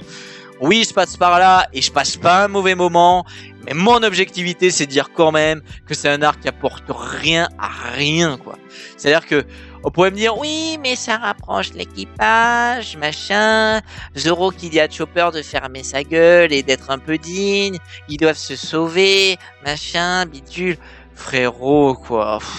Ok, c'est cool, Afro Luffy avec Usopp qui parle comme ça. Je suis le coach de Afro Luffy et nous allons te péter la gueule. Ok, non mais l'arc est sympa. Mais par rapport à toute l'œuvre de One Piece, je suis désolé, c'est le pire arc, quoi. C'est l'arc où il n'y a pas de message, qui apporte le rien, qui a le moins de liens, ça fait un lien avec les Rocks, mais franchement, on s'en fout un peu, quoi. C'est-à-dire que, ok, bon, d'accord, c'est comme ça que les Rocks, l'équipage des Rocks a dû s'agrandir de ouf. C'était hyper violent, mais franchement, qu'est-ce qu'on s'en fout, quoi. Franchement, moi, je m'en fous, quoi. Enfin, après, c'est personnel, c'est une tier list personnelle, mais je m'en fous. Et franchement, ce qui sauve l'arc, c'est le fait de m'être rendu compte, ce qui sauve l'arc, qui fait que limite, ça aurait pu le faire gagner un C, sauf que je suis obligé de mettre de dire quel est mon pire arc pour moi. C'est le fait qu'à la fin, avant d'arriver à Water 7, etc., et d'avoir la suite, à Longland, on a Aokiji sa découverte, et ça sauve l'arc. Sinon, qu'est-ce qu'on se fait chier? Enfin, on souffle, quoi. Quand t'as vu tous les autres arcs qui sont là dans la tier list, tu peux pas me dire que cet arc est mieux que les arcs qu'on a mis là, quoi. Enfin, franchement, quoi. Alors après, c'est très personnel. Peut-être qu'il y en a qui préfèrent à l'arc de Dori et Brogy parce qu'ils ont dit j'en sais plus marrer, quoi. Plus le fait qu'Aokiji. Mais le truc, c'est que pour moi, l'arc Dori et Brogy, il fait vraiment un lien. Merde, il a vraiment un lien pour le futur avec Usopp. Il met en place des trucs. Longring, Longland et Davy Backfight. On souffle, quoi. Franchement, moi, je souffle. Donc, je suis assez complexe parce que ça me fait chier parce que pour moi, c'est le pire arc de One Piece. Et d'un côté, dans le pire arc de One Piece, à la toute fin de cet arc, il y a un truc hyper important, c'est les prémices d'Aokiji, du lien avec Robin et tout, quoi. Donc ça me fait chier, quoi. Franchement, ça me fait chier. Oh, ça me casse les couilles. Oh, je me souvenais pas que ce moment était dans cet arc et ça me pète bien les couilles. Parce que là, ça se débat avec Brogy et Dory. Là, il y a débat, quoi. Pour moi, il y a débat entre ces deux, quoi. Qu'est-ce qui m'a impressionné le plus? Oh, du coup, ça serait comme ça. Vous vous rendez compte que ça vient de changer ma perception des choses, de me rendre compte pour ça que je ne coupe rien, que je ne fais pas de coupe et que j'ai fait la recherche avec vous en direct, c'est que le fait qu'on rencontre Aokiji dans cet arc fait que possiblement, en fait, pour moi, l'arc le pire arc, ça devient l'arc Dori et Brogy. Oh putain. Alors ça, je vous jure, je m'attendais pas à ça. Je vous jure, je m'attendais pas à ça. Mais je pense que...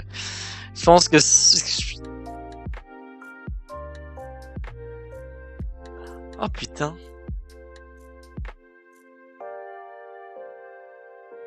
Ah putain. Je suis sur le cul parce que je viens de changer. C'est vous voyez, ça qui est bien, c'est que le fait d'avoir fait une recherche d'un souvenir que je ne me souvenais pas exactement où il était, a fait que ça a changé mon avis, quoi. Et je suis sur le cul. Parce que l'arc David Badfight En fait, le problème, c'est que l'arc David Badfight, je m'en contrefous, ne serait pas dans le manga, je me porterais très bien. Mais pour moi, il y a une importance énorme à la rencontre du premier amiral de l'œuvre. Et donc, du coup, l'arc Dori Brogy, que je trouve, entre guillemets, dans sa globalité, moins chiant que David Backfight, devient le pire arc de One Piece. Bon, vous vous en doutez, la réalité, c'est que ça se débat entre les deux. Je pense que ça dépend de ce que les gens préfèrent. Est-ce que vous avez préféré vous marrer ou est-ce que vous avez préféré voir la badassitude des géants à l'époque? Et moi, je suis désolé. Aokiji sauve Davy Backfight et c'est donc l'arc Dori et Brogy qui devient le pire arc de One Piece à mes yeux. Désolé. Allez, on finit cette tier list. Putain, on est déjà presque 1h10 de vidéo, les amis. Oh là là, une des vidéos les plus longues de la chaîne. J'espère que vous kiffez quand même cette tier list. Je pense qu'elle va faire beaucoup parler. Et si on parlait maintenant de Water 7, tiens, on en parlait tout à l'heure. Je pensais que du coup, l'apparition d'Aokiji était peut-être au début de Water 7, mais la réalité, c'est que non. C'était David Backfight. Et donc là, l'arc Water 7 est une dinguerie. L'arc Water 7 est un A+. C'est un très gros A+, et qui est link forcément à l'arc Marineford, qui est un S+. Enfin, l'arc Marineford, pardon, l'arc Enies Lobby, qu'est-ce que je raconte? Donc, pour moi, l'enchaînement, si les deux étaient en prenaient ensemble, c'est un G. C'est un énorme G. On est sur un enchaînement stratosphérique, quoi. Enies Lobby avec Marineford, phénoménal. Mais vu que ce sont deux arcs à part et qu'il faut prendre les arcs à proprement parler par rapport à eux. Pour moi, Marineford est le meilleur arc en A+, et pour moi, Enies Lobby est le meilleur arc des S qu'on a mis pour l'instant.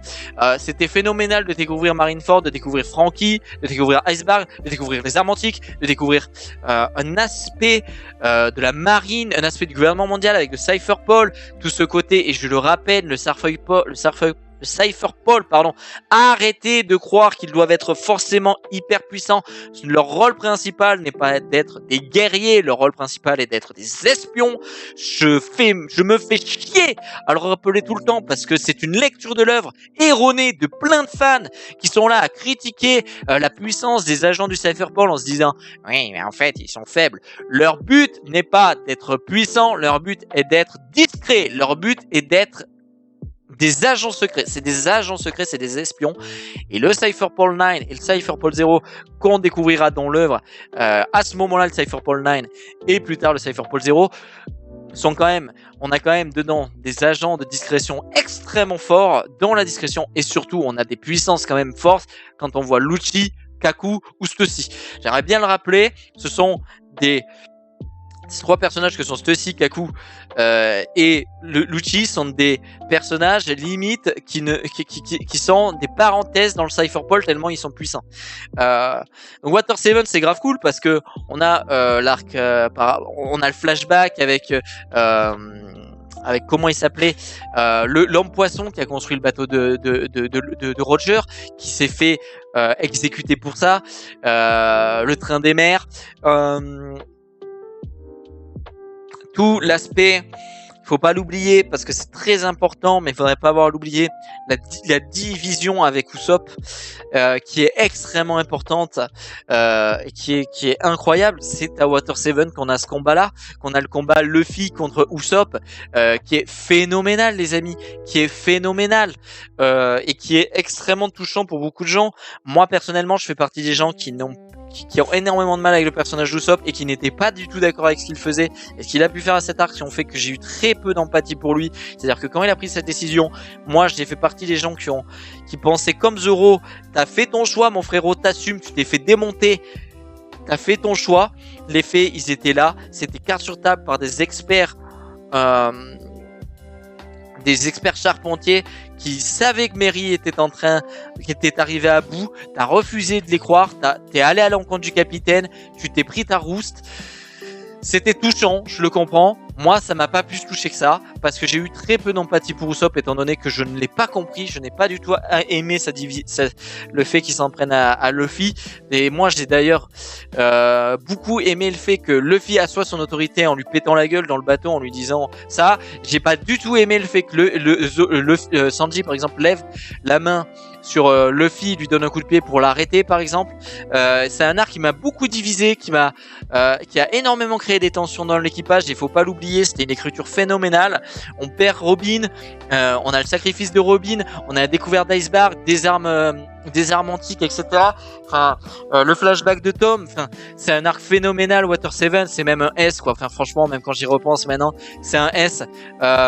C'est un S qui rentre avec voilà, allez, franchement on les met ensemble, c'est non, l'écriture est trop dingue, quoi. Et d'un coup on switch, maintenant on va parler d'Enies Lobby.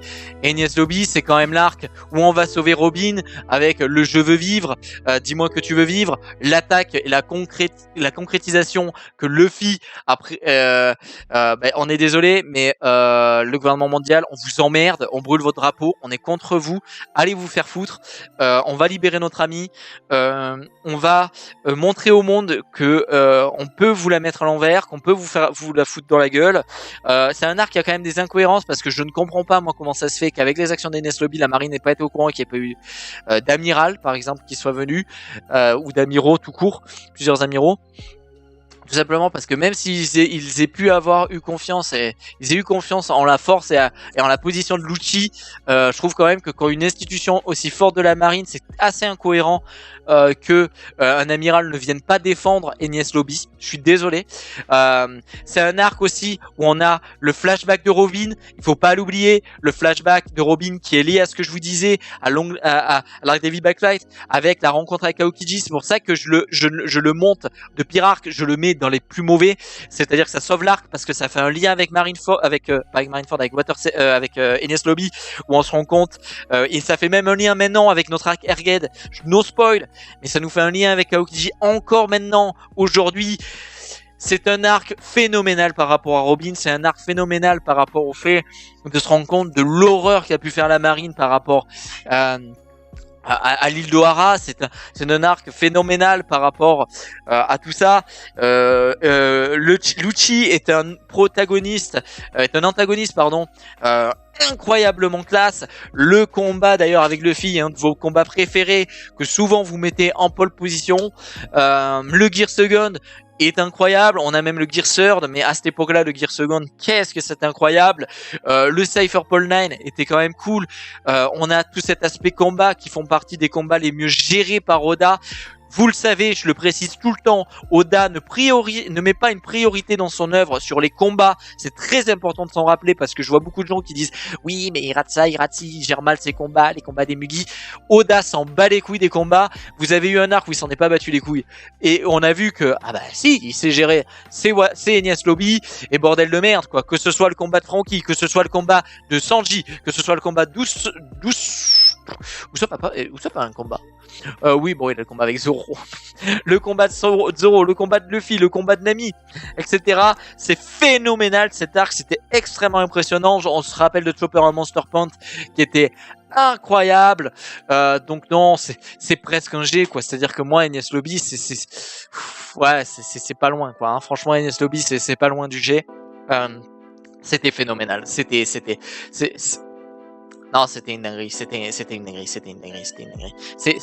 folie. Les amis, après avoir parlé de l'arc incroyable que sont Water 7 et Enies Lobby, nous allons parler, bien évidemment, d'Alabasta, les amis. Alabasta. Alabasta incroyable, les amis. C'est un A+. Voilà, que dire. On perd une première Mugiwara à Alabasta, le départ de Vivi, faut bien le rendre compte, j'espère que vous en souvenez, je vois beaucoup de gens qui ne s'en rendent pas compte, mais oui, Vivi est une Mugiwara, ça serait bon de ne pas l'oublier. Ça m'énerve énormément les gens qui parlent des Mugi en disant oui, les théories vont être 10, ils vont être 12, gros, ils sont déjà... le Meri était un Mugiwara, c'est un Mugiwara qui est mort. Putain, puis j'en ai pas parlé. Non mais bordel de merde, la mort du Meri. Non mais désolé. Enies Lobby est un G, je suis désolé, c'est mon arc préféré, je viens de m'en rendre compte, je viens de m'en souvenir. Enies Lobby est un G, pourquoi les amis? Parce que j'avais oublié aussi la mort du Meri, le sacrifice du Meri, c'est la mort qui m'a le plus touché moi dans One Piece, j'ai jamais autant pleuré que pour la mort du Meri, c'est le premier Mugiwara et le seul Mugiwara qu'on perd, qu'on voit mourir. Pourquoi je dis ça? Parce que c'est une âme, même si c'est un bateau, c'était quelqu'un qui faisait partie de l'équipage à part entière, qui transportait l'équipage, qui a réussi à... C'est un bateau qui a quand même... L'équipage a tellement eu d'amour pour ce bateau que ce bateau a eu une âme à part entière. Et cette âme s'est vue s'envoler... après s'être sacrifiée en étant partie elle-même après avoir demandé de l'aide à Iceberg pour se parer en dernière souvenez-vous, le Meri, l'âme du Meri, ce Mugiwara a appelé à l'aide Iceberg pour se faire réparer, pour partir à la rescousse de son équipage alors que c'était l'Aqua Laguna, pour à la fin tomber de fatigue une fois elle avait réussi à amener l'équipage jusqu'à Iceberg et son bateau. C'est un truc de fou furieux, bordel de merde. Et j'ai jamais autant pleuré pour un bateau, j'avais jamais pleuré pour un bateau, jamais autant pleuré dans One Piece qu'à cette mort. Enies Lobby est mon arc préféré, je le dis, c'est dit les amis. L'arc que je préfère dans One Piece est Enies Lobby et qui est en plus avec Water 7 mérite largement son G dans l'enchaînement d'arcs que c'était. Alabasta, pour revenir à Alabasta, parce qu'on est deux parties sur Alabasta. Alabasta est arc incroyable où on va avoir beaucoup de géopolitique. On va commencer aussi là à parler des armes antiques. On va avoir la première très très grosse défaite de Luffy, sauvée par Robin. Il faut pas l'oublier que Robin a sauvé la vie de Luffy. Hein. Faut pas oublier que sinon Crocodile avait one shot Luffy. Voilà. Je veux remettre en condition les choses. C'est-à-dire que beaucoup de gens sont là, oui, mais c'est incohérent, la puissance de Crocodile, c'est un grand corsaire et tout. Les gars, la première rencontre avec Crocodile, si Robin ne sauve pas Luffy, il est mort. Non mais c'est bien de se rappeler de tout quoi. C'est bien de faire chier à dire oui mais c'est pas normal, regardez c'est un grand corsaire alors qu'il est pas puissant, badidada, badibubu, balalabi, balababa. Crocodile est un mec qui a one-shot Luffy à sa première rencontre. Crocodile est un mec qui avait une organisation criminelle phénoménale et hyper puissante. Crocodile est en train de, tellement il est puissant, de faire ce qu'a fait Doflamingo à Dressrosa, mais en magouillant derrière, en faisant des manigances, en ayant créé une révolution contre le roi de son pays. Non mais il faut se rendre compte de la dinguerie qu'a fait Crocodile à Alabasta. C'est-à-dire que les gens qui pensent que Crocodile c'est une fraude juste parce que Luffy a compris comment le counter, vous avez rien compris. Vous n'avez rien compris à l'arc. C'est-à-dire que Crocodile, c'est un grand corsaire qui avait réussi qui a un pouvoir incroyable. Faut se rendre compte que son fruit est hyper fort. Mais comme tout fruit, il y a possiblement des counters. Mais quand même. C'est-à-dire qu'à part les vieux, comme le vieux de Yuba, qui disait « il faut croire en le roi », etc., toute la jeunesse d'Alabasta était en train de faire une révolution contre le roi, parce que ce fou de Crocodile dans l'ombre était comme ça, là, dans son casino, en train d'empêcher la pluie dans son royaume, parce qu'il avait ramené de la dance powder. Non mais, je sais pas si vous vous rendez compte géopolitiquement de ce qu'a fait de Crocodile, sachant qu'à côté de ça, ce fou furieux a une organisation mondiale avec des mecs ultra balèzes comme Mr. One, Mr. Two, machin, et il a aussi une organisation mondiale de criminalité qui est forte, et puis il travaillait avec Robin pour avoir une arme antique. Non mais, je le remets en condition, c'est-à-dire que moi j'aime bien qu'on me dise que Crocodile est une fraude, mais je remets en condition. Moi, je suis objectif, je remets en condition. Vous n'êtes pas obligé de kiffer l'arc, vous n'êtes pas obligé de dire que c'est le plus grand méchant de One Piece. Mais ceux qui me disent que Crocodile est une fraude, faut aller se faire foutre, quoi. Faut aller se mettre un balai dans le cul, quoi. Allez marcher avec 3 tours de terrain, tu reviens, tu relis l'œuf, tu regardes l'arc, quoi. Non, vraiment, désolé, mais petit coup de gueule, parce que moi, ça me fait chier. Donc, Alabasta a grave cool. Le combat de Usopp est incroyable. Le combat Mr. One contre Zoro. Incroyable, je vous parlais d'Enies Lobby en vous disant là c'est un arc où Oda a extrêmement été précis pour faire des bons fights. À Alabasta c'est la même. Mr. One contre Zoro, incroyable. Nami contre la meuf avec ses pics là, incroyable. Pareil, Usopp, Chopper contre la meuf top et le mec avec sa batte là et le chien canon là, je sais plus quoi, incroyable. Donc c'était fou. Le combat Luffy Crocodile grave cool.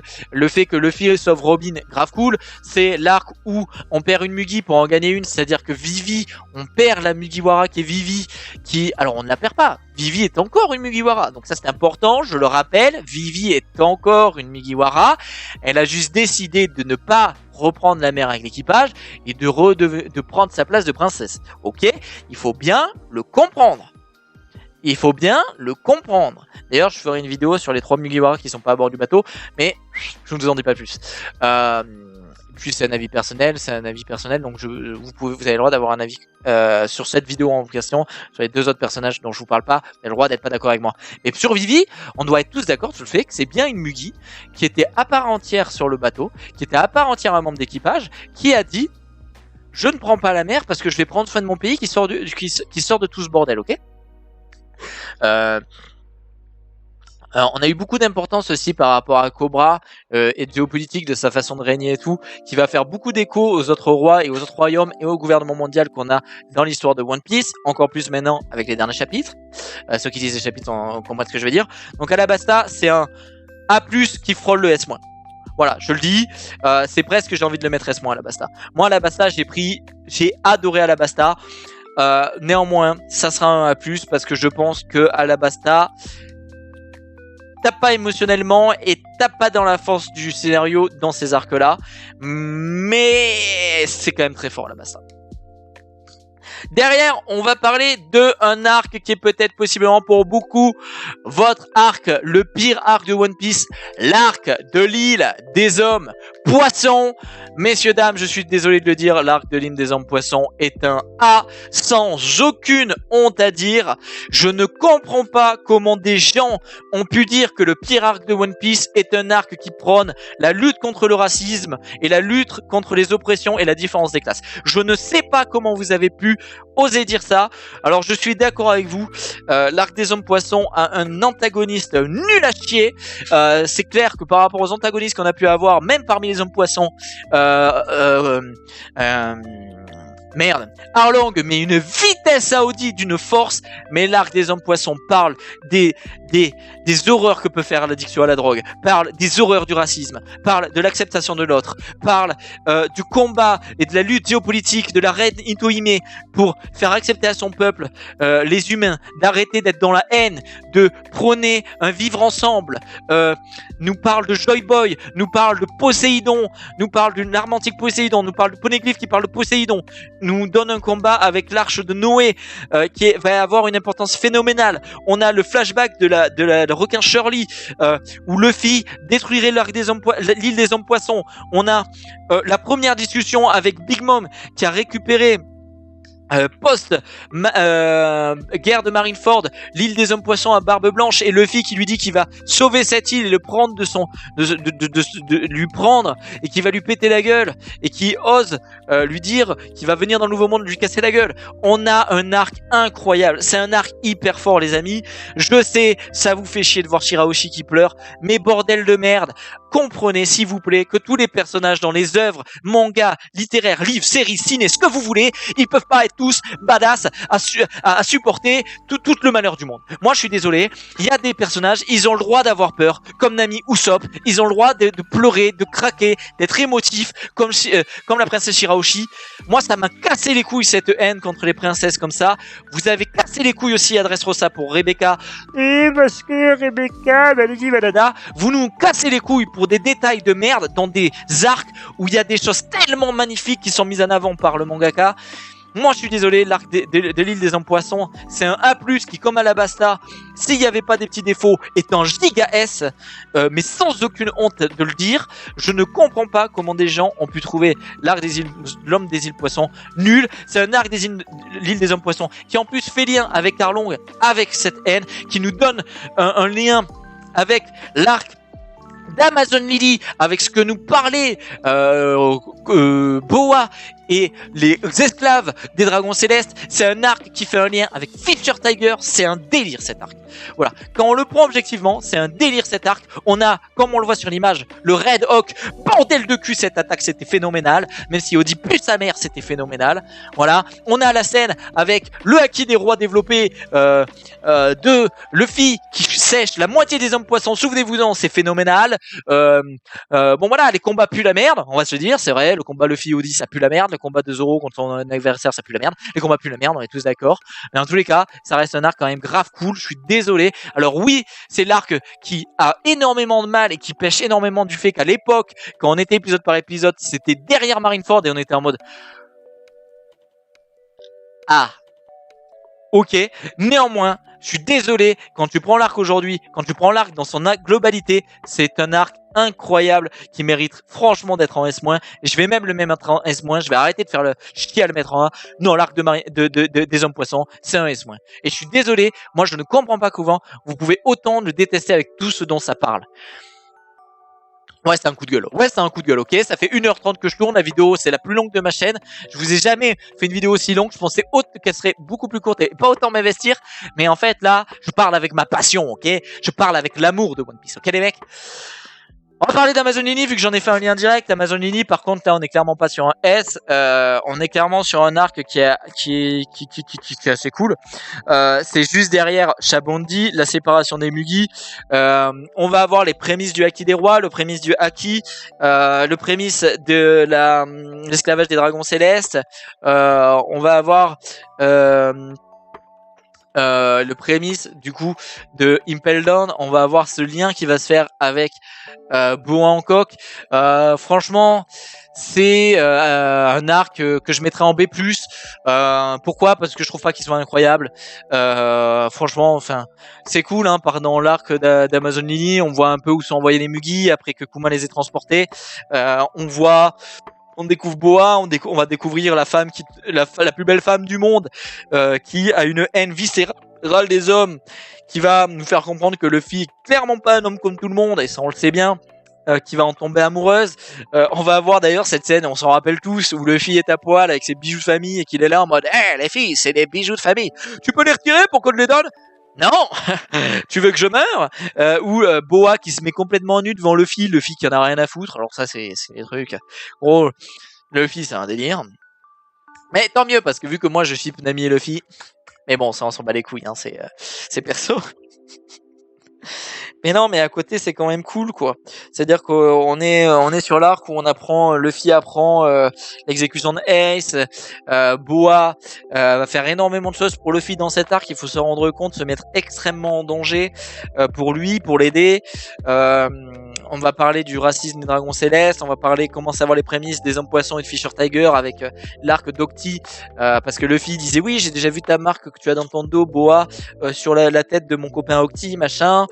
On a Margaret et tout, mais en réalité l'arc des hommes poissons c'est pas un arc phénoménal, c'est un bon arc de transition qui va nous emmener en Impel Down, mais bon, c'est pas non plus ouf, quoi. Je veux dire, c'est pas non plus ouf, malgré le fait c'est l'arc où on va apprendre que Luffy a le Haki des rois et tout. Mais bon, c'est pas ouf. C'est très bien, c'est bien.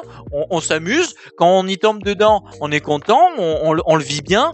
Mais c'est pas, voilà, ça pourrait être un moins, mais je vais le mettre en B+, parce que je pense qu'il faut aussi faut aussi pas exagérer. C'est pas un arc où on a le plus bondé, quoi. Voilà, faut le dire. C'est un arc où voilà, on a découvert Hancock, on était content, on s'est engagé dans Impel Down après, donc voilà, c'était cool. Mais c'est pas, voilà, c'est pas le meilleur des arcs.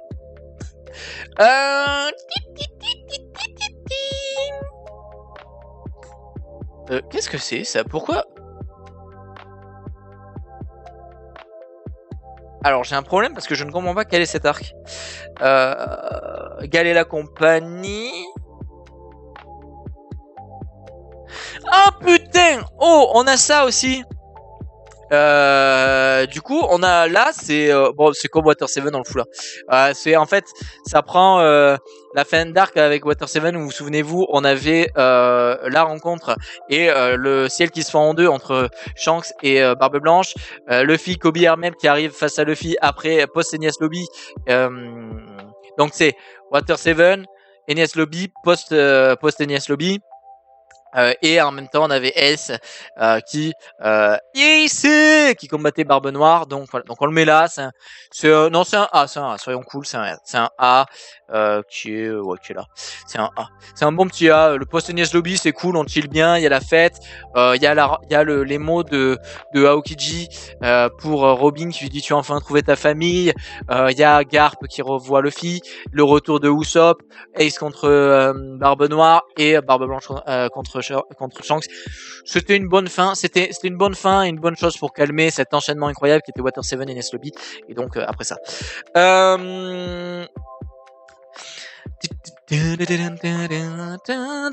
Marineford, bah c'est un S+, Marineford. C'est pas en G, je suis désolé. Pourquoi c'est pas en G? Parce que bah ça m'a moins touché qu'Enies Lobby. Mais quelle dinguerie, quoi. C'est-à-dire que c'est un G honorable, quoi. C'est-à-dire que si vous me dites, c'est-à-dire que si dans les commentaires vous êtes plein à me dire, bah moi personnellement c'est Marineford G, pas de souci les mecs. On se serre la pince, il n'y a aucun souci les gars. Je comprends totalement. Le seul truc, c'est comme j'ai dit, il n'y a qu'un seul arc en D, il n'y a qu'un seul arc en G pour moi. Pour moi, Marineford, c'est donc un très très gros S++. C'était grave kiffant. Haki des rois de Luffy, les 3 amiraux, Barbe Blanche, les géants, les vice-amiraux, les grands corsaires, Oz Junior, Shanks, Sengoku, Garp, Ace, quelle folie, la mort de Ace. Alors moi j'ai... Pourquoi j'ai Enies Lobby S pour moi, Marineford? Je fais partie des gens qui pensent que Ace est un trou du cul. Oh là, mon Dieu, je n'aurais jamais dû dire ça. Plein de gens vont me taper sur les doigts. Mais je suis désolé. Il avait été sauvé. Il avait été sauvé. Ce connard avait été sauvé. Les termes. On l'avait sauvé. Et ce connard, parce que Akainu lui a dit « Eh, ton père, c'est une petite couille, hein ?» À cause de ça, son frère a failli être tué, donc il a dû se sacrifier, se mourir pour son frère. Parce que il s'est arrêté au lieu de courir avec Marco et tout le monde. Non mais faut le dire au bout d'un moment, c'est aussi sa faute. C'est franchement sa faute s'il est mort. Il était libéré, il aurait pu se barrer. Hein, il aurait pu se barrer. Donc au bout d'un moment, je veux bien qu'on envoie à Akainu. La réalité, c'est que Akainu, il a été trop smart. Il a provoqué Ace, il est tombé dedans comme une merde, gros. Et voilà. voilà. Non, mais je dis les termes. Et c'est un connard, voilà. Luffy, après tout ce qu'il a suivi, après des années de vie perdue, après des frères de l'équipage de son père de Barbe Blanche qui sont morts, après tous les morts qu'il y a eu, il s'est suicidé, le mec. Le mec s'est suicidé sur le point d'Akainu parce qu'il a mis en danger son petit frère parce qu'il s'est arrêté par les provocations du mec. Enfin, non, vraiment, désolé, j'ai une haine. Franchement, Ace m'a saoulé quand je prends ce qui s'est passé. Vraiment, Ace ça me dégoûte ce qui s'est passé, comment Ace a réagi, comment il a tout gâché. Il a tout gâché par rapport à tout ce qu'a fait, tout ce qu'a sacrifié les gens qu'il aimait, les gens qu'il aime, jusqu'à en arriver à lui au final perdre sa vie. Barbe Blanche meurt, Barbe Noire récupère son pouvoir. Enfin, c'était une dinguerie. L'arrivée de Shanks, c'était phénoménal, surtout avec tout ce qu'on sait maintenant et tout ce qu'on découvre encore. Hein, c'est dinguerie. Donc non, Marineford, je vous comprends, messieurs dames, pourquoi vous le mettez en G, mais moi ça sera un S++ parce qu'il y a aussi beaucoup de choses qui m'ont saoulé. J'ai bien aimé d'ailleurs parce qu'il faut pas oublier, on a aussi les prémices du Haki de l'observation de Luffy quand il plante ses bras dans la glace parce que il a vu que le Mihawk il allait lui couper. On a plein de combats cool, etc. aussi. Donc, on a l'assassinat de Moria aussi. Enfin non, il s'est pas fait assassiner. Enfin, parce qu'on l'a vu plus tard à la ruche. Mais on a vu Moria se faire aussi trahir par le gouvernement mondial via Doflamingo et tout. Enfin, il y a eu plein de dingueries dans cet arc Marineford. C'était phénoménal, sachant que, comme je vous ai dit, Enies Lobby gagne du fait qu'il y ait Water 7 avant. Marineford gagne énormément de points de fait qu'il y ait Impel Down avant. C'est une évidence. C'est pour ça que je trouve ça totalement logique de mettre Impel Down là et devant Marineford. Ok, Marineford n'est pas en G juste parce que pour moi, Enies Lobby est devant. Ok le chat. L'arc Punk Hazard, on est bientôt sur la fin, putain la vidéo va faire 2 heures. L'arc Punk Hazard les amis, Punk Hazard, on est sur un c'est un A, on est aussi sur un A, et puis on va le mettre là. On va le mettre là, je disais Alabasta parce que je préfère l'arc Alabasta à l'arc Punk Hazard, mais l'arc Punk Hazard est trop cool. On a l'intégration de la paix, l'intégration des smiles, la mise en place de beaucoup plus de Doflamingo en tant que qu'antagoniste. On a la scène avec Kuzan, Doflamingo et Smoker. On a toute cette ambiance très toxique avec le fait des expériences sur les humains, le fait d'expériences sur des enfants, le fait de droguer des enfants, le fait de maltraiter des enfants, le fait de traiter du fait que la science peut aussi être très pourrie, il faut le dire. Dans la science, il y a des très bonnes choses qui sont faites, mais il y a aussi des recherches qui sont très mauvaises qui sont faites. La preuve, hein, le Covid. Bon bref, avec tout ce qu'on sait maintenant, on sait très bien que c'est une merde parce que des gens ont fait des recherches sur cette merde qui est sortie d'un labo, hein, on le sait très bien. Bref, on n'est pas là pour parler de ça, mais pour faire un écho. Donc non, c'était un arc très cool, franchement, qui en plus est l'arc qui va en réalité nous mettre en place, en passant par Dressrosa et tout, par Zou et tout, Wano Kuni, avec la rencontre de Kinemon, etc., de Kanjuro et tout. Donc c'est quand même un arc qui est assez importante. Donc c'est un arc qui va dans un très bon A. C'est aussi à ce moment-là que commence la lutte avec l'eau et l'alliance pour faire tomber Doflamingo et Kaido. Donc franchement, Punk Hazard, c'était très cool à suivre, je trouve. Derrière, qu'est-ce qu'on a?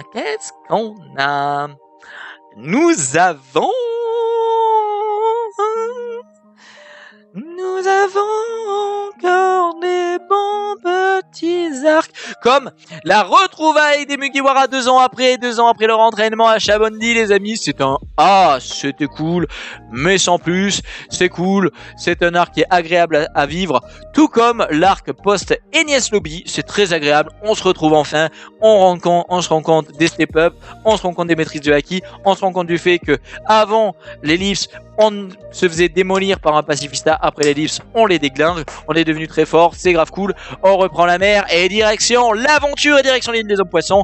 C'est un arc grave cool. Ça pourrait être un B+, mais en fait, comme il est tellement agréable et comme on a tellement bondé sur le fait qu'on était tellement content de voir le step-up et le power-up des persos, on le met en A sans hésiter et on va le mettre... on va le mettre... ouais, là. On va le mettre là. Ça me fait un peu chier pour Thriller Bark, mais en vrai, Thriller Bark, ça n'était pas un arc si sensationnel. Quand j'y repense. Le flashback du Mont Corvo, les amis. Le flashback du Mont Corvo et l'entraînement de Luffy pendant 2 ans. C'est un A+, hein. C'est un A+, voire un S-, c'est un S-. S-, c'était trop mignon, ça nous travaille, non, ça nous met en place trop de trucs, on découvre, non, c'est trop fou. Ah, c'était dingue, on remerciera jamais assez Jinbei d'avoir fait reprendre ses esprits à Luffy, on remerciera jamais assez Riley d'avoir entraîné pendant un temps Luffy, on remerciera jamais assez Dadan et Makino d'avoir pris soin de ces 3 loustiques que sont Sabo et Ace et Luffy. On découvre tout ce qui s'est passé à Great Terminal, on découvre que le Sabo a été sauvé par Dragon à l'époque, il me semble dans cet arc, ou je sais plus, enfin bref, on le découvrira de toute façon à Dressrosa. Mais non, l'arc est trop cool, c'est trop chill, c'était un bon moment où on se disait waouh, après la tempête, voilà le calme, voilà un flashback vraiment beau, même à cette époque-là. Ah bah oui, bah on le sait parce qu'on voit Sabo partir et qu'il passe à côté du bateau de Dragon Céleste, il se fait éclater et on voit Dragon le récupérer sur son bateau avec Ivankov et Kuma. Donc oui, c'était bien dans cet arc. Donc c'est un S, ça pourrait être un A, je comprendrais si vous me dites oui, cet arc, le flashback du Mont Corvo, ça mérite un A, je comprendrais. Mais franchement, c'est un arc beaucoup trop touchant, je trouve qu'il est vraiment beau. C'est même un flashback. Allez, vous avez gagné, on le met en A. Allez, n'exagérons pas. C'est vrai que c'est pas non plus... j'hésite. S- ou A. Allez, on va le mettre dans A. Derrière, l'arc de Dressrosa, les amis, c'est un S. C'est un S sans aucune hésitation, les amis. L'arc de Dressrosa est beaucoup trop incroyable. On parle encore une fois, qu'est-ce qu'on parle de... On peut parler des dragons célestes déchus du gouvernement mondial. D'ailleurs, je vous ai fait une vidéo, n'hésitez pas, sur la géopolitique dans One Piece et l'erreur de Sabo, n'hésitez pas à aller la voir. Mais ouais, Dressrosa, grave cool. On va parler, on va avoir des échos par rapport au bon roi et au mauvais roi. On va faire voir une référence entre, par exemple, Doflamingo qui a réussi à prendre la place du roi dans un pays, ce que je vous disais tout à l'heure. Crocodile était en train de réussir à la bassa jusqu'à ce que Luffy arrive finalement. Parce qu'en fait, il était parfaitement en train d'y arriver. On a tout cet aspect avec Kaido les Smiles, cet aspect avec le fait que ce soit un dragon céleste déchu. On a donc son flashback qui est incroyable. On a le flashback de l'eau qui est incroyable. La découverte de Corazon, Fujitora, le combat du Colisée qui est grave cool. Sabo, le retour de Sabo, le fait qu'il récupère le fruit de Ace, l'arrivée des pirates de Barbe, les pirates de Barbe Noire comme Borges qui essayent de tuer Luffy pour récupérer le Gear 4. Quelle dinguerie cet arc. Encore un arc où on a des très bons trucs aussi. Par exemple, un très bon arc pour Usopp, son évolution avec son acquis de l'observation qui s'éveille. J'oublie pas non plus les flashbacks comme Baby 5 qui était quand même très touchant, le flashback de Baby 5 qui traite du fait qu'on peut devenir qu'elle est devenue une personne totalement manipulable parce qu'elle a vécu une horreur dans son pays avec sa mère et tout. Quelle horreur. Et puis on a la création de la flotte de Luffy aussi, c'est pas humain. Excusez-moi. On a la création de la flotte de Luffy, on a Bartholoméo, on découvre Cavendish, on découvre c'est des prémices des possibles possessions démoniaques. Donc non, Dressrosa c'est un gros S, c'est un gros S par rapport à la géopolitique, par rapport au combat, par rapport aux histoires, aux flashbacks, à la flotte. C'est incroyable Dressrosa. Alors je peux comprendre que les gens le mettraient plutôt en A par rapport à la longueur, mais en réalité aujourd'hui quand tu regardes d'une traite le One Piece et que tu arrives à Dressrosa, t'as pas de sentiment de longueur, ça avance bien. Tu découvres aussi l'éveil du fruit de démon avec Doflamingo qui a son fruit éveillé qui est phénoménal. Putain, le fait qu'il puisse se réparer de l'intérieur avec ses fils. Oh là là, quelle folie ce personnage. Et puis on est sûrement sur un des antagonistes préférés de tout le monde, sur un des antagonistes les plus charismatiques. Donc ouais, ça se bat avec Magellan et tout, hein, c'est même presque devant, hein, donc là, ça c'est pas, on va le mettre devant, mais Dressrosa c'est une grande folie. On a en plus, souvenez-vous, tout cet aspect avec Kanjuro et tout, qui vont nous amener à Wano aussi, et Kinemon et tout, donc grave cool. On continue avec l'arc de Whole Cake. Allez, on va partir sur Whole Cake. Whole Cake, personnellement, c'est un A+, c'est le meilleur des A+. Moi, c'est énormément. Alors ça, c'est personnel parce que je pense que ceux qui n'aiment pas Big Mom ou qui n'ont pas réussi à s'accrocher à Big Mom, vous allez peut-être le mettre plus bas ou vous allez être d'accord avec un A. Mais moi, honnêtement, Big Mom, j'adore son flashback, j'adore son histoire, j'adore ses pouvoirs, j'ai beaucoup de respect pour elle. C'est la femme la plus forte du monde. C'est un empereur. On est sur le territoire d'un empereur. J'adore les combats. Le flashback de Sanji est incroyable. Mais il y a des gros mais quoi. Moi je suis désolé. Sanji qui frappe Luffy, c'est pas possible. C'est-à-dire que le seul que j'ai vu frapper Luffy c'était Usopp. Il s'est excusé. Je me souviens pas de Sanji qui s'excuse. Et le problème c'est qu'il devrait. Et en fait je fais vraiment partie des gens qui pensent que c'est bien. Oda nous a bien montré que Nami lui faisait extrêmement la gueule, il lui en voulait énormément. La réalité, c'est que je pense que si Zoro la prend aujourd'hui, ou juste après, il aurait extrêmement mal vécu ça. Parce que souvenez-vous, Zou, je vais en parler après, mais Zou, faut pas oublier qu'à Zou, Zoro est quand même en mode, il se met dans la merde tout seul, il fait ses choix, qui se démerde. Il a pas à mettre en porte-à-faux l'équipage parce que c'est une réalité, faut quand même être objectif. Sanji met à porte-à-faux son équipage, mais dans une situation complexe son équipage. On savait très bien que Luffy pourrait pas l'abandonner. C'est clairement pas dans le caractère de Luffy. Sauf que je comprends aussi totalement Zoro qui dit il faut être sérieux 2 secondes. Il nous met dans la merde. On a d'autres choses à foutre. On a une alliance à faire contre Kaido. Ça nous casse les couilles, c'était pas le plan d'aller chez Big Mom et c'était pas le plan d'aller s'occuper pour Sanji quoi. Donc pour moi, c'est vraiment un arc où j'ai énormément de mal avec Sanji, avec comment il se comporte, avec ce qui se passe. J'ai énormément de peine pour lui parce que c'est un arc. J'ai énormément d'affection pour cet arc aussi parce que c'est un arc où il y a de l'amour qui est mis en place par Oda. Moi, comment je lis la relation Pudding Sanji, c'est qu'il y a vraiment une relation qui est créée, que Pudding va supprimer avec son fruit.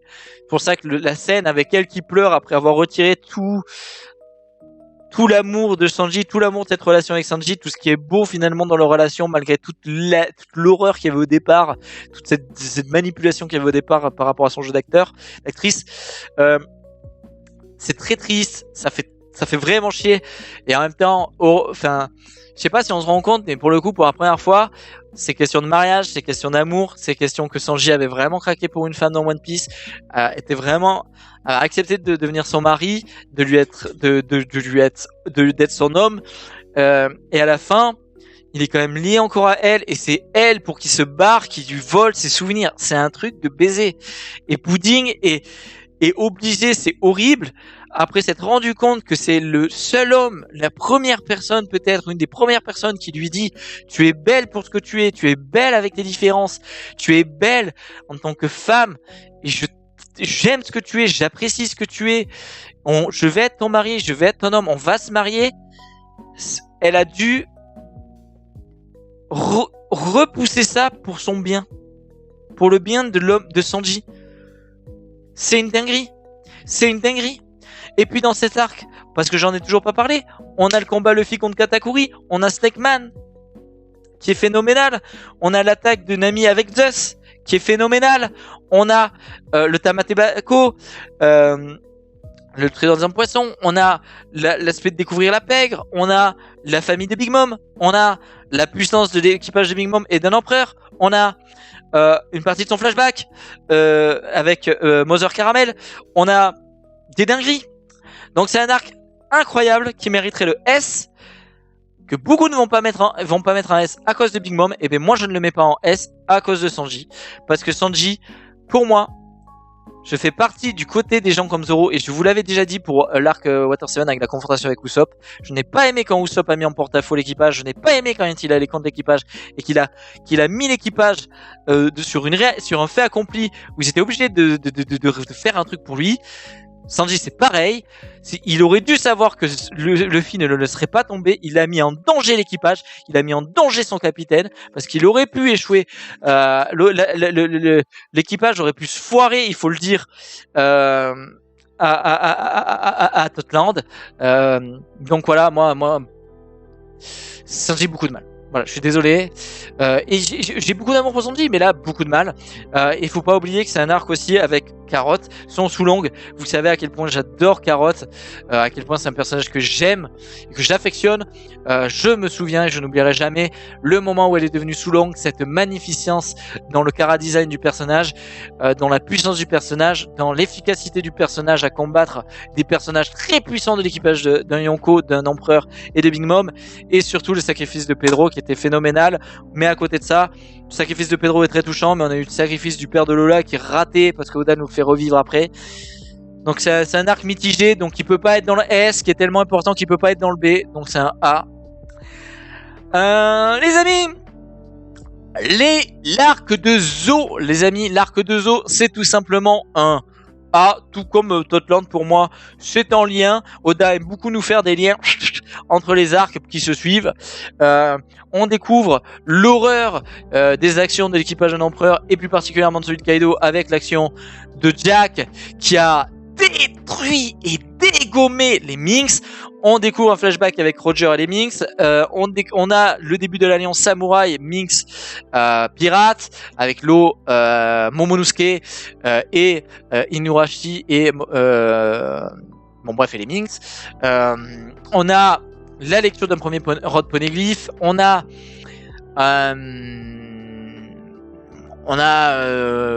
ouais, ça peut même être un A en fait, Zou. Ça fait un B. Mais B j'estime que c'est des arcs qui ont pas eu de l'importance. Alors pour le coup, Zou a de l'importance. Mais on a la voix de toute chose qui permet à Momonosuke et Luffy de parler avec Zunisha et d'entendre sa tristesse et tout. On a tout ça quoi. C'est un arc qui nous met devant le fait accompli, qui nous met devant l'horreur, qui nous met. On se rappelle du câlin de Nami en pleurs pour lui dire que Sanji est parti. On se rappelle de tout ça. C'est un arc Zou qui est bien, mais ouais, il est pas dans les meilleurs non plus, c'est pas dans les meilleurs A, donc ouais, bah avec Lockdown quoi. Zou pour moi c'est pas un des meilleurs A, mais c'est pas un B, c'est un arc de transition et de lancement d'arc pour Totland, post Dressrosa, post qu'on soit sorti de la merde, et après être sorti de la merde, on est encore dans la merde parce qu'il s'est passé des dingueries à Zo, on s'en rend compte, on découvre les Minks, on découvre une nouvelle race, on découvre la puissance et l'horreur d'un équipage de Yonko, et celui de Jack et plus particulièrement d'un de ses commandants avec Jack par rapport à Kaido. Il y a le début de l'alliance, il y a le Road Poneglyph, il y a le flashback avec Goldie Roger et tous les Minks.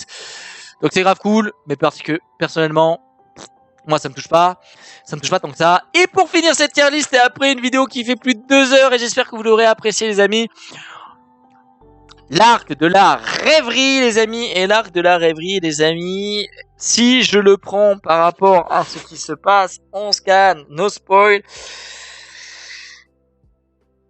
je ne le noterai pas pareillement que si je le prends comme ça, mais je suis obligé de le prendre sans spoil les gens qui ne savent pas tout ce qui peut se passer récemment dans les scans, etc. Et donc avec tout ce qu'on sait en anime only, etc. De la rêverie c'est un très bon A. C'est un arc qui va nous donner des primes de pirates légendaires tels que Barbe Blanche, Roger. C'est un arc qui va nous mettre en avant beaucoup de choses, qui va ancrer de la géopolitique, qui va commencer à ancrer des actions que vous verrez plus tard les amis, qui sont en anime only. C'est un arc c'est un arc aujourd'hui, je pense pour vous l'arc rêverie est vous le mettrez peut-être en V ou en A. C'est un arc honnêtement, quand on voit tout ce qui s'est passé, ce que nous déjà on sait avec les primes, tout ce qui s'est passé déjà avec le fait que ça a une importance tellement importante géopolitiquement dans le monde de la rêverie, c'est un A qui peut possiblement sur la sensibilité devenir en S comme en B. Donc je vais le mettre au milieu des A, comme ça on fait pas de jaloux. Voilà, on va le mettre là. C'est un arc très sympa qui met la géopolitique au centre des trucs, qui nous montre des aspects de la marine, des aspects réfléchis de la marine, des primes très anciennes, qui nous remet en face à la réalité des choses et qui nous montre l'horreur par exemple des esclaves sur Maréchaux, etc. Donc la rêverie, c'est un très bon A, c'est un arc qui peut varier entre B, je le comprends pour certains, et même avec S pour certains d'autres qui sont à jour au niveau des scans. Les amis, la tier list est terminée.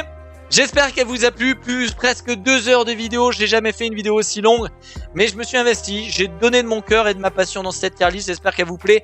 N'hésitez pas dans les commentaires à me donner votre avis, s'il y a des arcs que vous aurez mis plus haut ou pas.